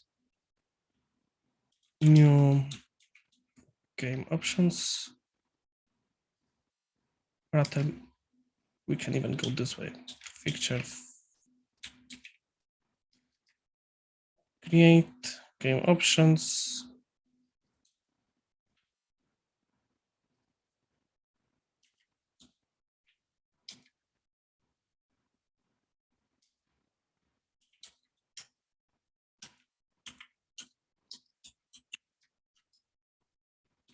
Equals fixture fix options. Fixture register.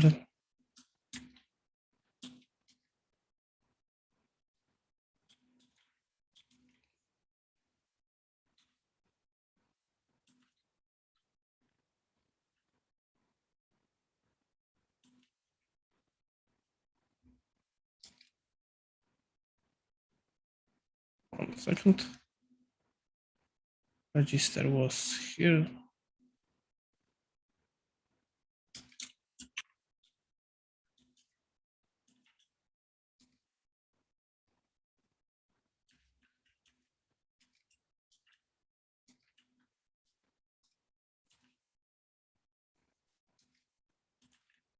In our case, let's return wrong value options, max wins.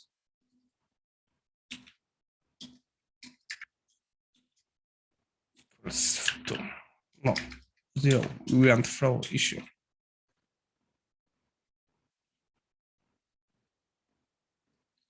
Oh yeah, this is no longer needed. Okay, so for now it is more job than before because we're using it for a very simple case. But what we done right now, we have created the mock that is using previously registered options. So it will be always returning this element. And now what we can do is using fixture. What was the element we want to create? Was the game engine, or rather the testable game engine.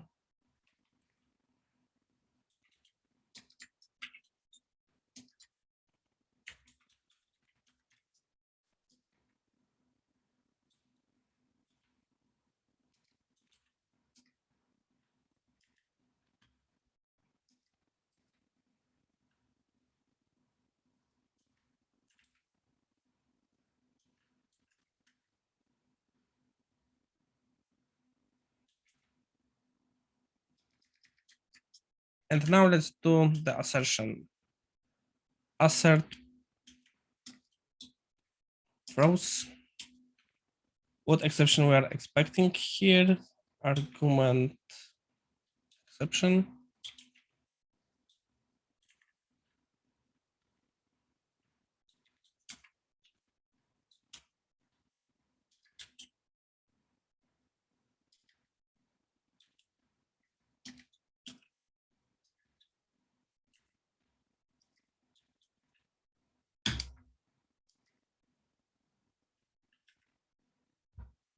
And basically what we'll do is set.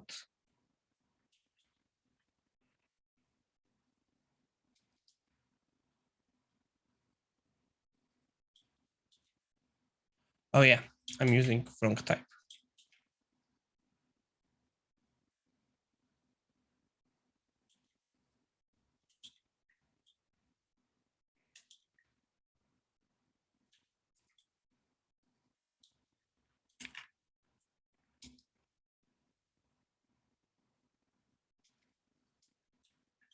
So if I haven't screwed anything, what should happen right now is we have created mock, which will be auto implemented into our suit element.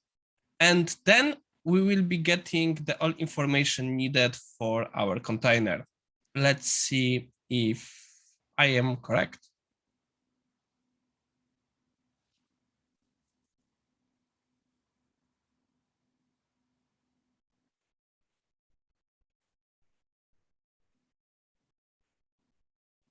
Yeah, let's change error to different one.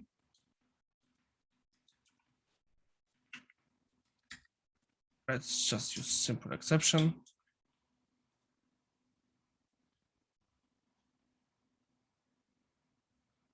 It didn't work. Great. So we have another thing covered.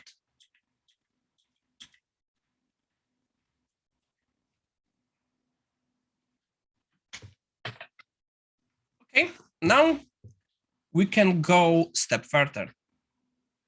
Let's see if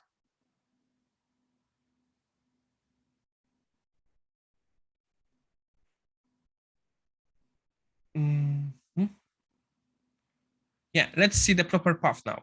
On the proper path, there isn't much to see, unfortunately. There is just no error. Let's see one.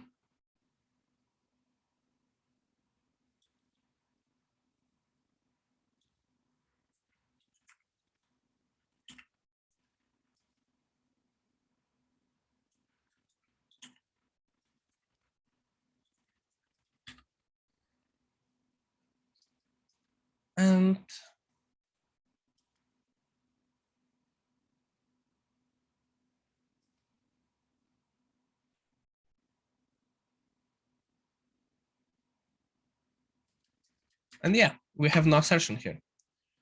What we can do to kind of simplify the stuff, because some of the stuff will be reused quite often, is we can move our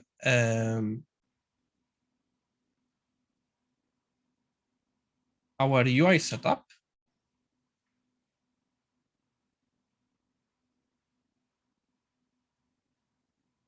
No, we can move this now. No, we'll move it later. And so what happens here? Now, when we run this test, it will pass without any assertion. Yeah, run both. Both should be green. It is passing without any assertion. Why? Because there is nothing visible happening on this path. What we can do now is actually check if the new game was created, the new game result was created. It should contain default values. So let's see how the new game results is looking. The game results has some default values in it. Again, first we need to make it public because it is again available only inside. So let's create ourselves new testable.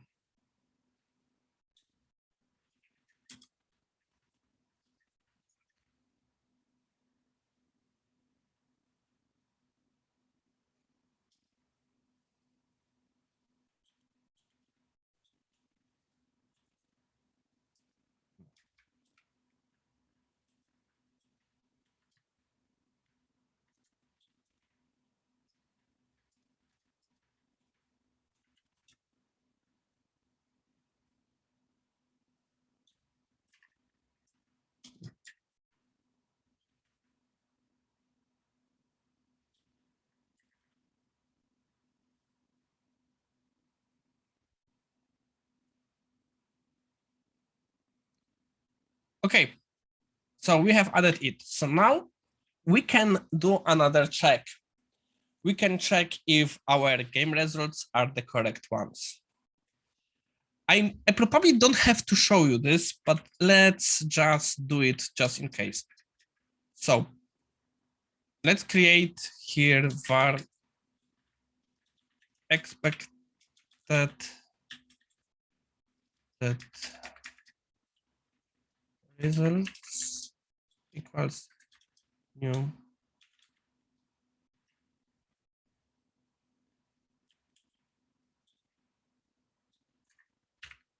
So we have created ourselves new game result. And now assert.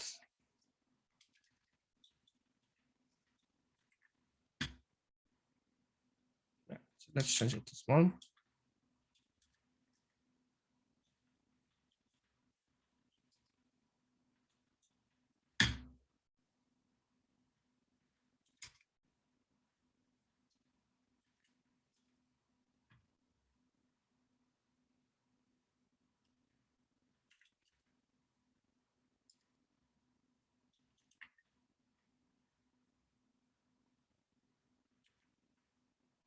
So what's gonna happen now?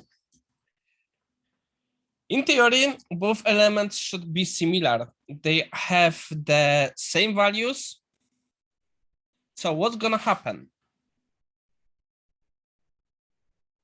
Probably most of you know, but just to show you, tests have failed because they are not pointing to the same place in the system. They have the same values, but they have different IDs. And this is kind of issue in most of the unit testing. People kind of sometimes forget that the values, the complex object are references. So they have also information where in the memory they are living, and assert are equal won't cover it. There are few options to deal with it. For example, if we would do it in our unit framework, when we have the fluent assertion has built-in mechanism to deal with it. So just to show you this, let's create here a simple test to prove my point.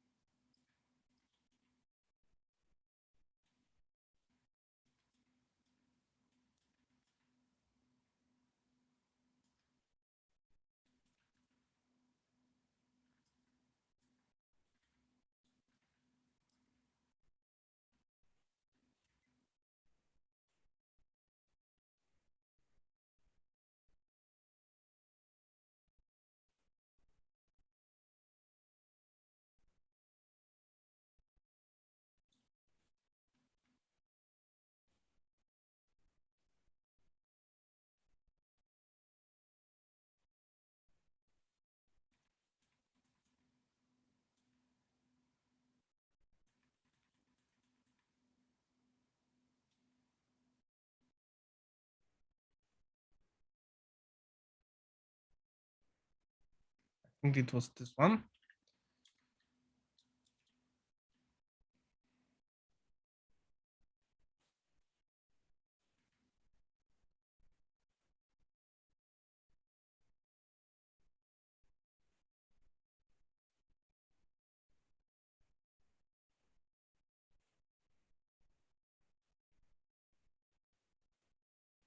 Yeah. Same have passed in this way. For comparison, if we will using should be, if my memory starts to be right, this second assertion should fail. Yeah, because they are not exactly the same. To even prove it step closer, let's create gr3 var gr.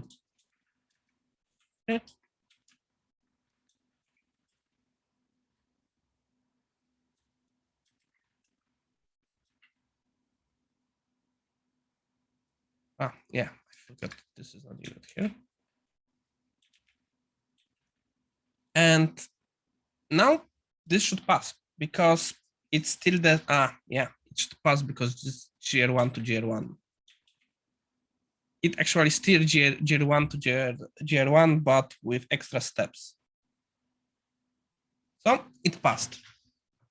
This is one way of doing it. Of course, let's be honest, you don't need to use, if you are not planning to use fluent assertion, adding fluent assertions here won't work. It will be overkill. There are libraries, others that are covering the same problem. The one that I am usually using, it's called deep equal.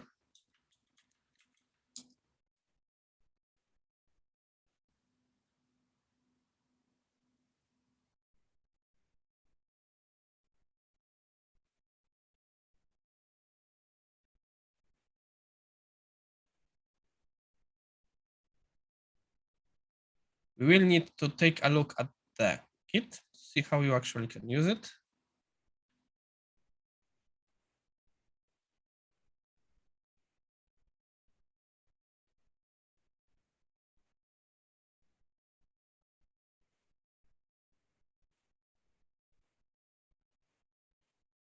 As you can see, it also is using construction should. We can do some structure for it on our own, but in this case, let's use it as it is. 1 second. Yeah, nothing important. So this won't work. So as instead, we'll be using this.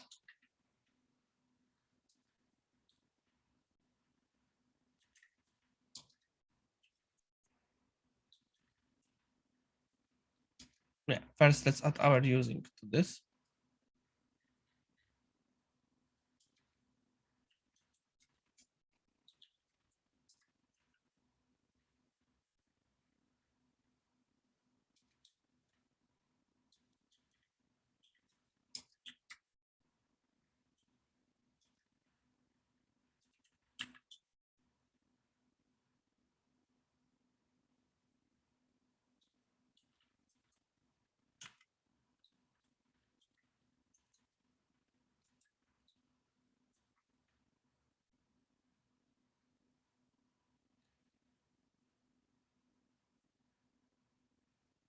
Yeah, I'm comparing not what I should be comparing.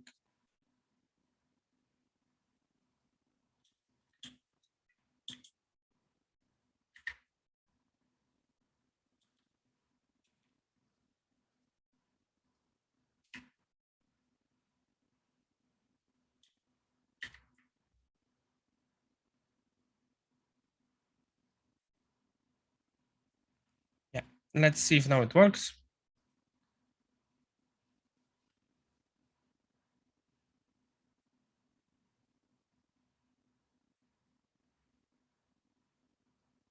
Fast.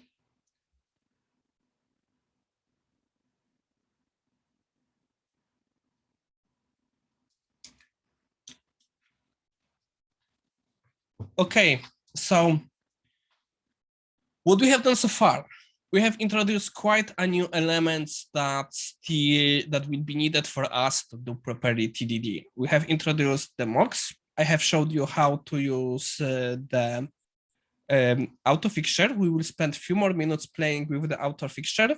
And I showed you now how to compare complex object. This will be important for us in other tests. So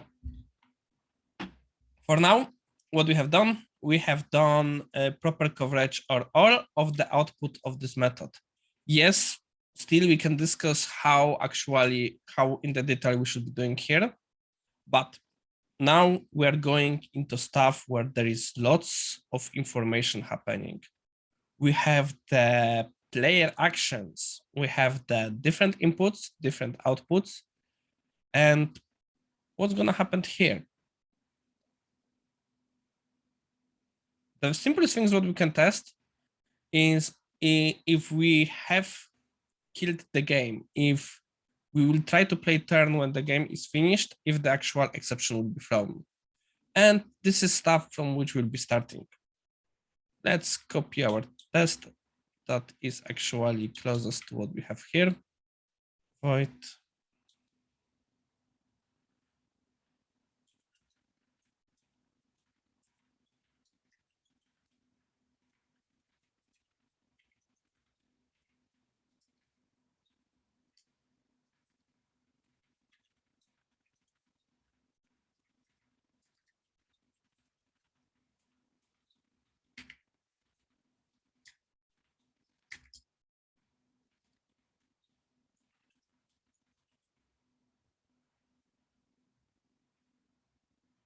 So game options for now are not really of our interest, but what we need is the option for setuping the game result.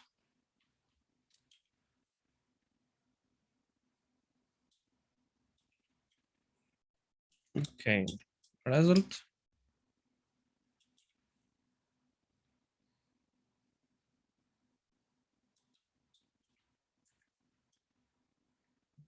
Yeah.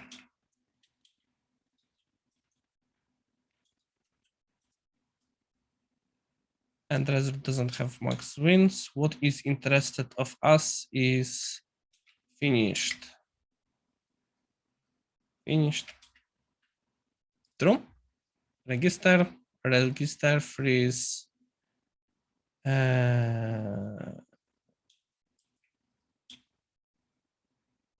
Result.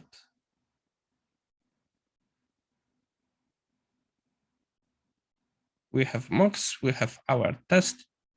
So now we have to also add here our test table.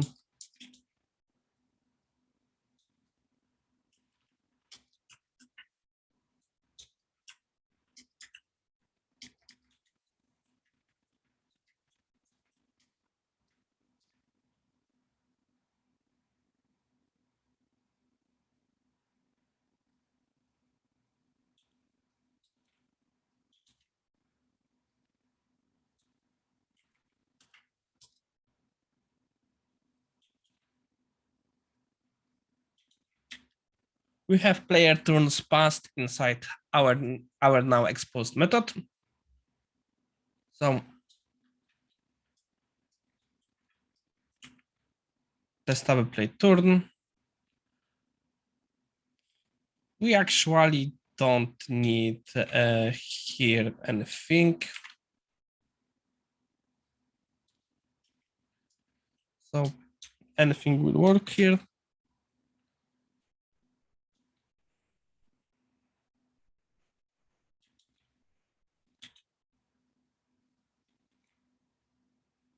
And let's run it.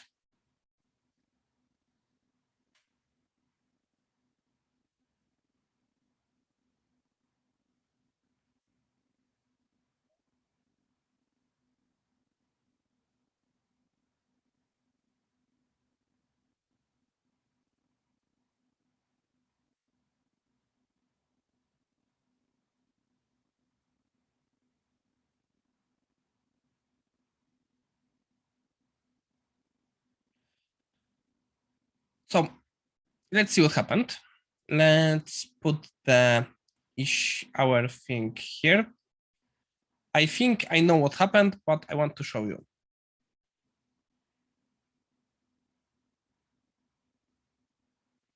Our result, locals, let's see, locals, player action, this.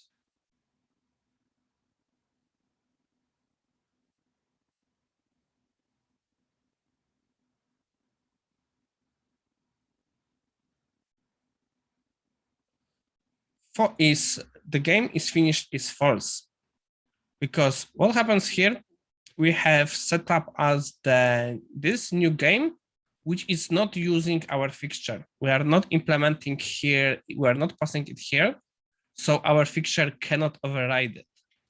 So if we want to do it here, we will need to also expose our ability to set up, to change the game results.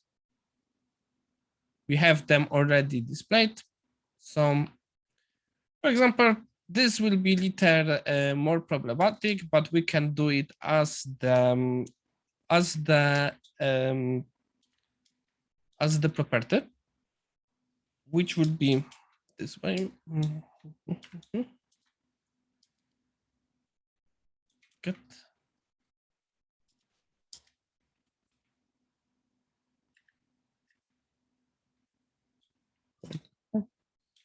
Of course, since we are using it here as the, we'll need to remove this. And now,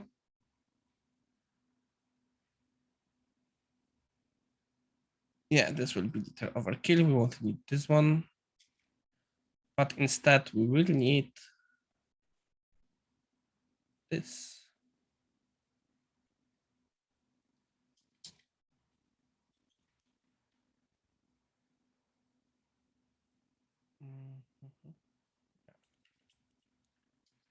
Good.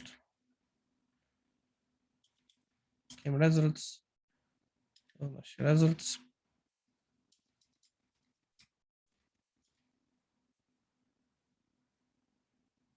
Ah, yeah, I haven't yet initialized. I need to do it here. And now it should pass.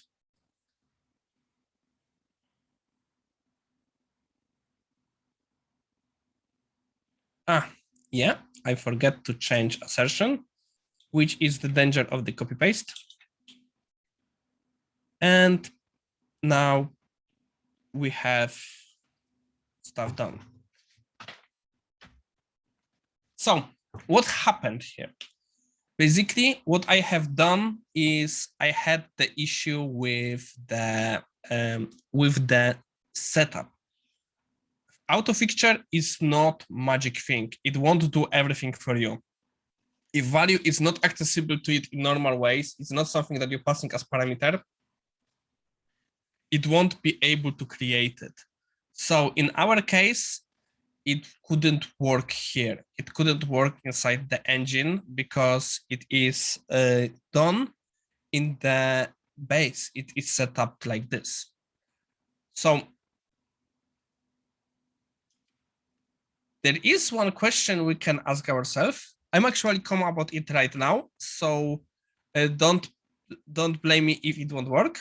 Is, can we override our game results this way? Game results, result.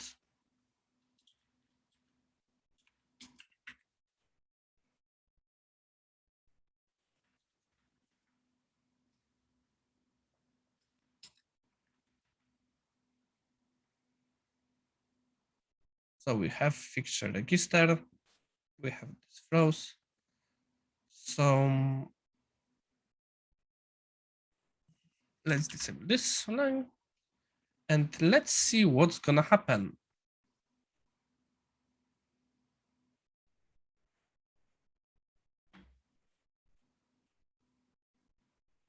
Let's make sure it's actually is working. So let's change it to false.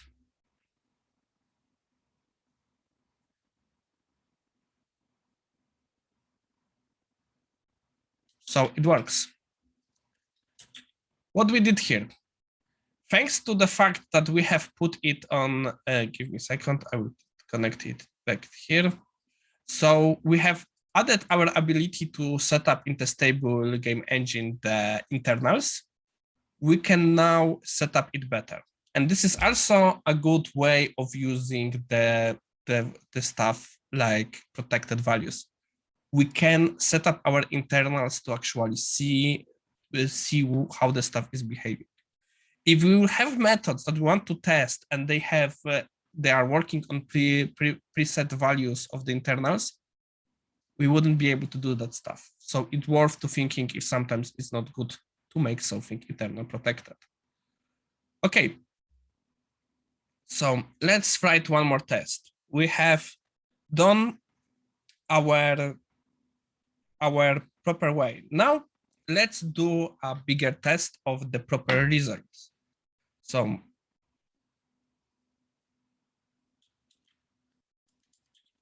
we have the player turn.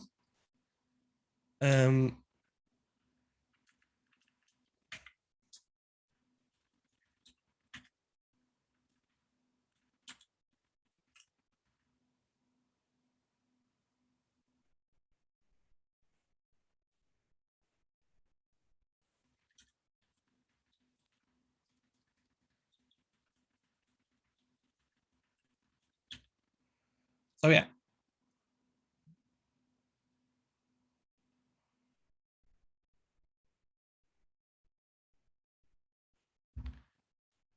Okay, so this time we have the more complicated situation. We have the game results. We want to check the results. So we need to control a little more thing. We need to control what are the player actions. So we won't be using this time the fixture like this. In this time, we will just send normally the object. So var actions equals new player actions. So let's say player one wins. So action player one is move type paper.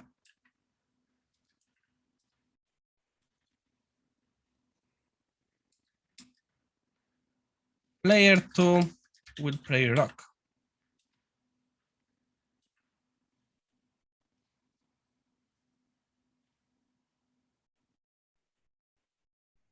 So now we have both action of our players. So what will happen now? What should be happening? First, our player score will be returned, will be increased. So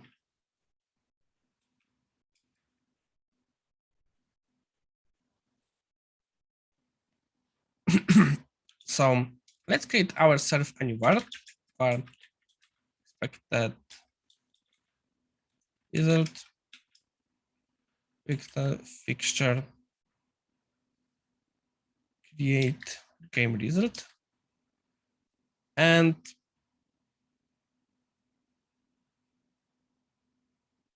we expect it to be increased.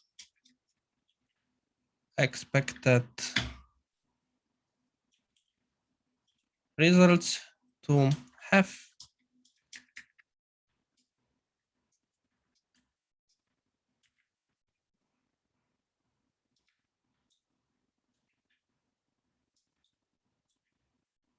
round one by player one. There is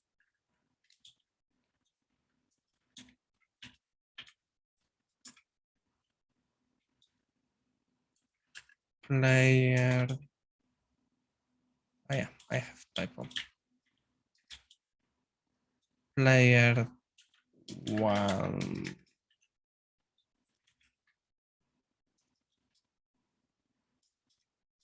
Yeah, let's make it plus plus.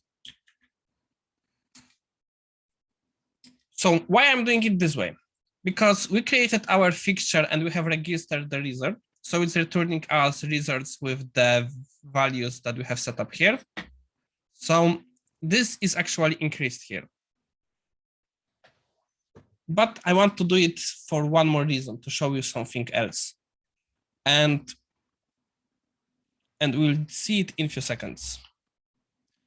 So is anything else advanced? No. So should playable test turn. Let's send our actions. Oh yeah, we are not doing now this assertion. So this is returning game results.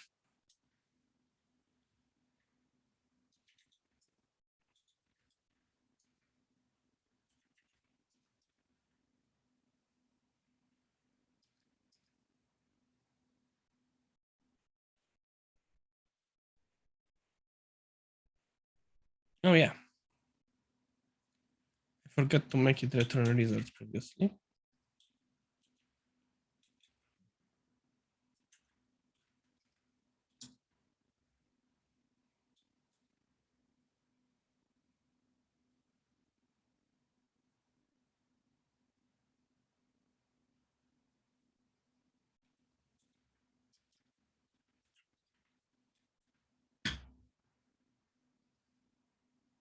And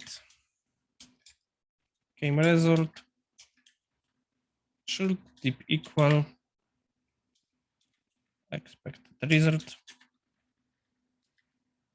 And let's run the test.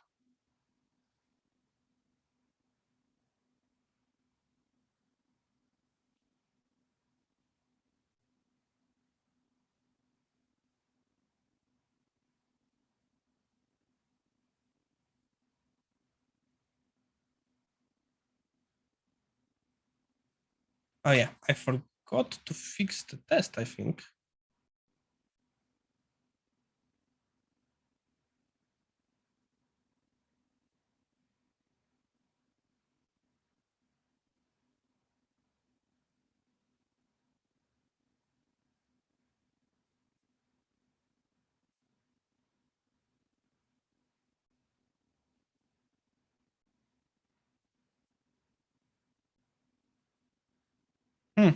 I've done something more to break stuff. Let's see. The first, like, the game should be finished. Yeah, I forget to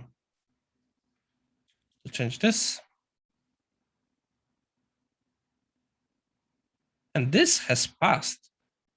So what happens here? It happens something that I wanted to show you previously, but it actually is effect of this little fella here. Not this one.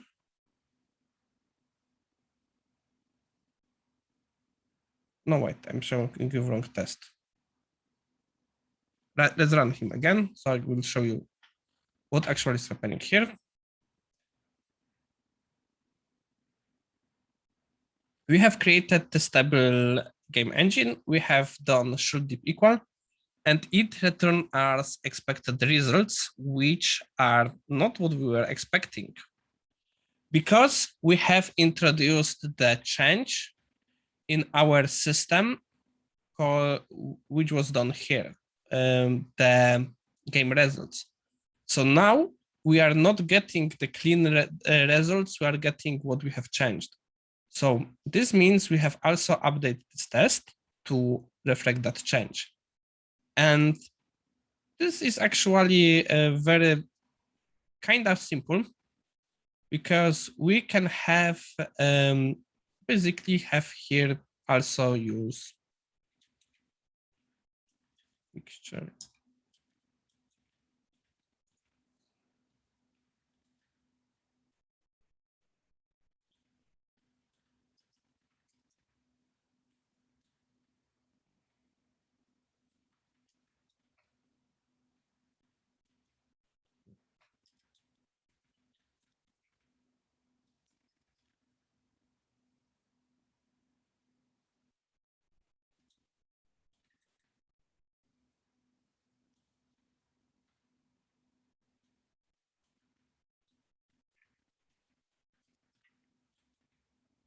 Problem is, it won't work.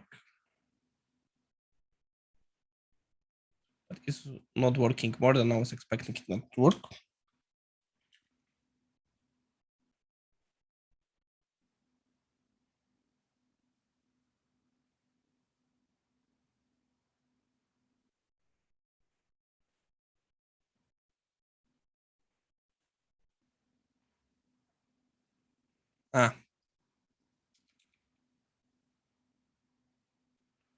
It won't work. You will see it in a second. We'll have different values. Why? Because it created new object. What we can do is basically we can create here new game result, and we can do picture freeze.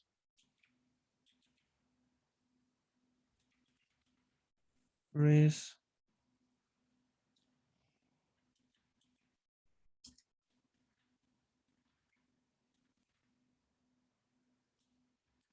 What have we done now? Now we have done a little.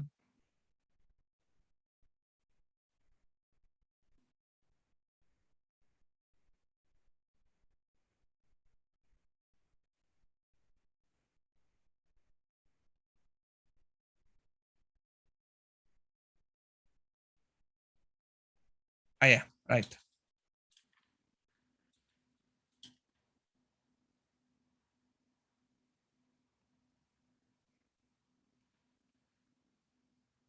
Freeze is for mocks, I forgot.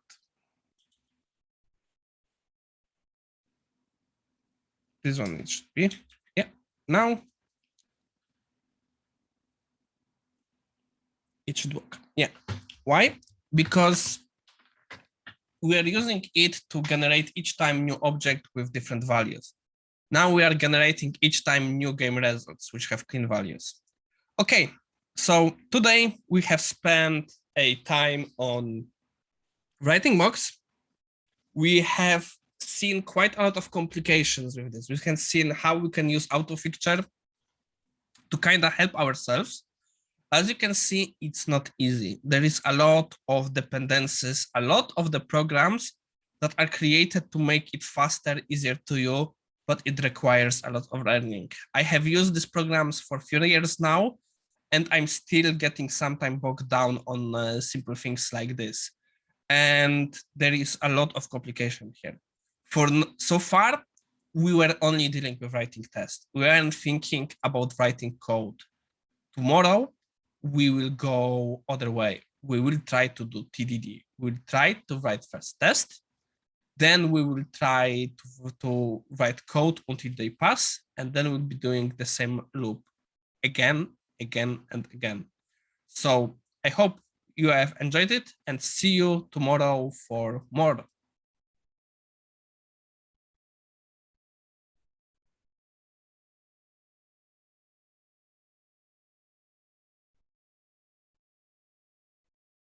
And goodbye.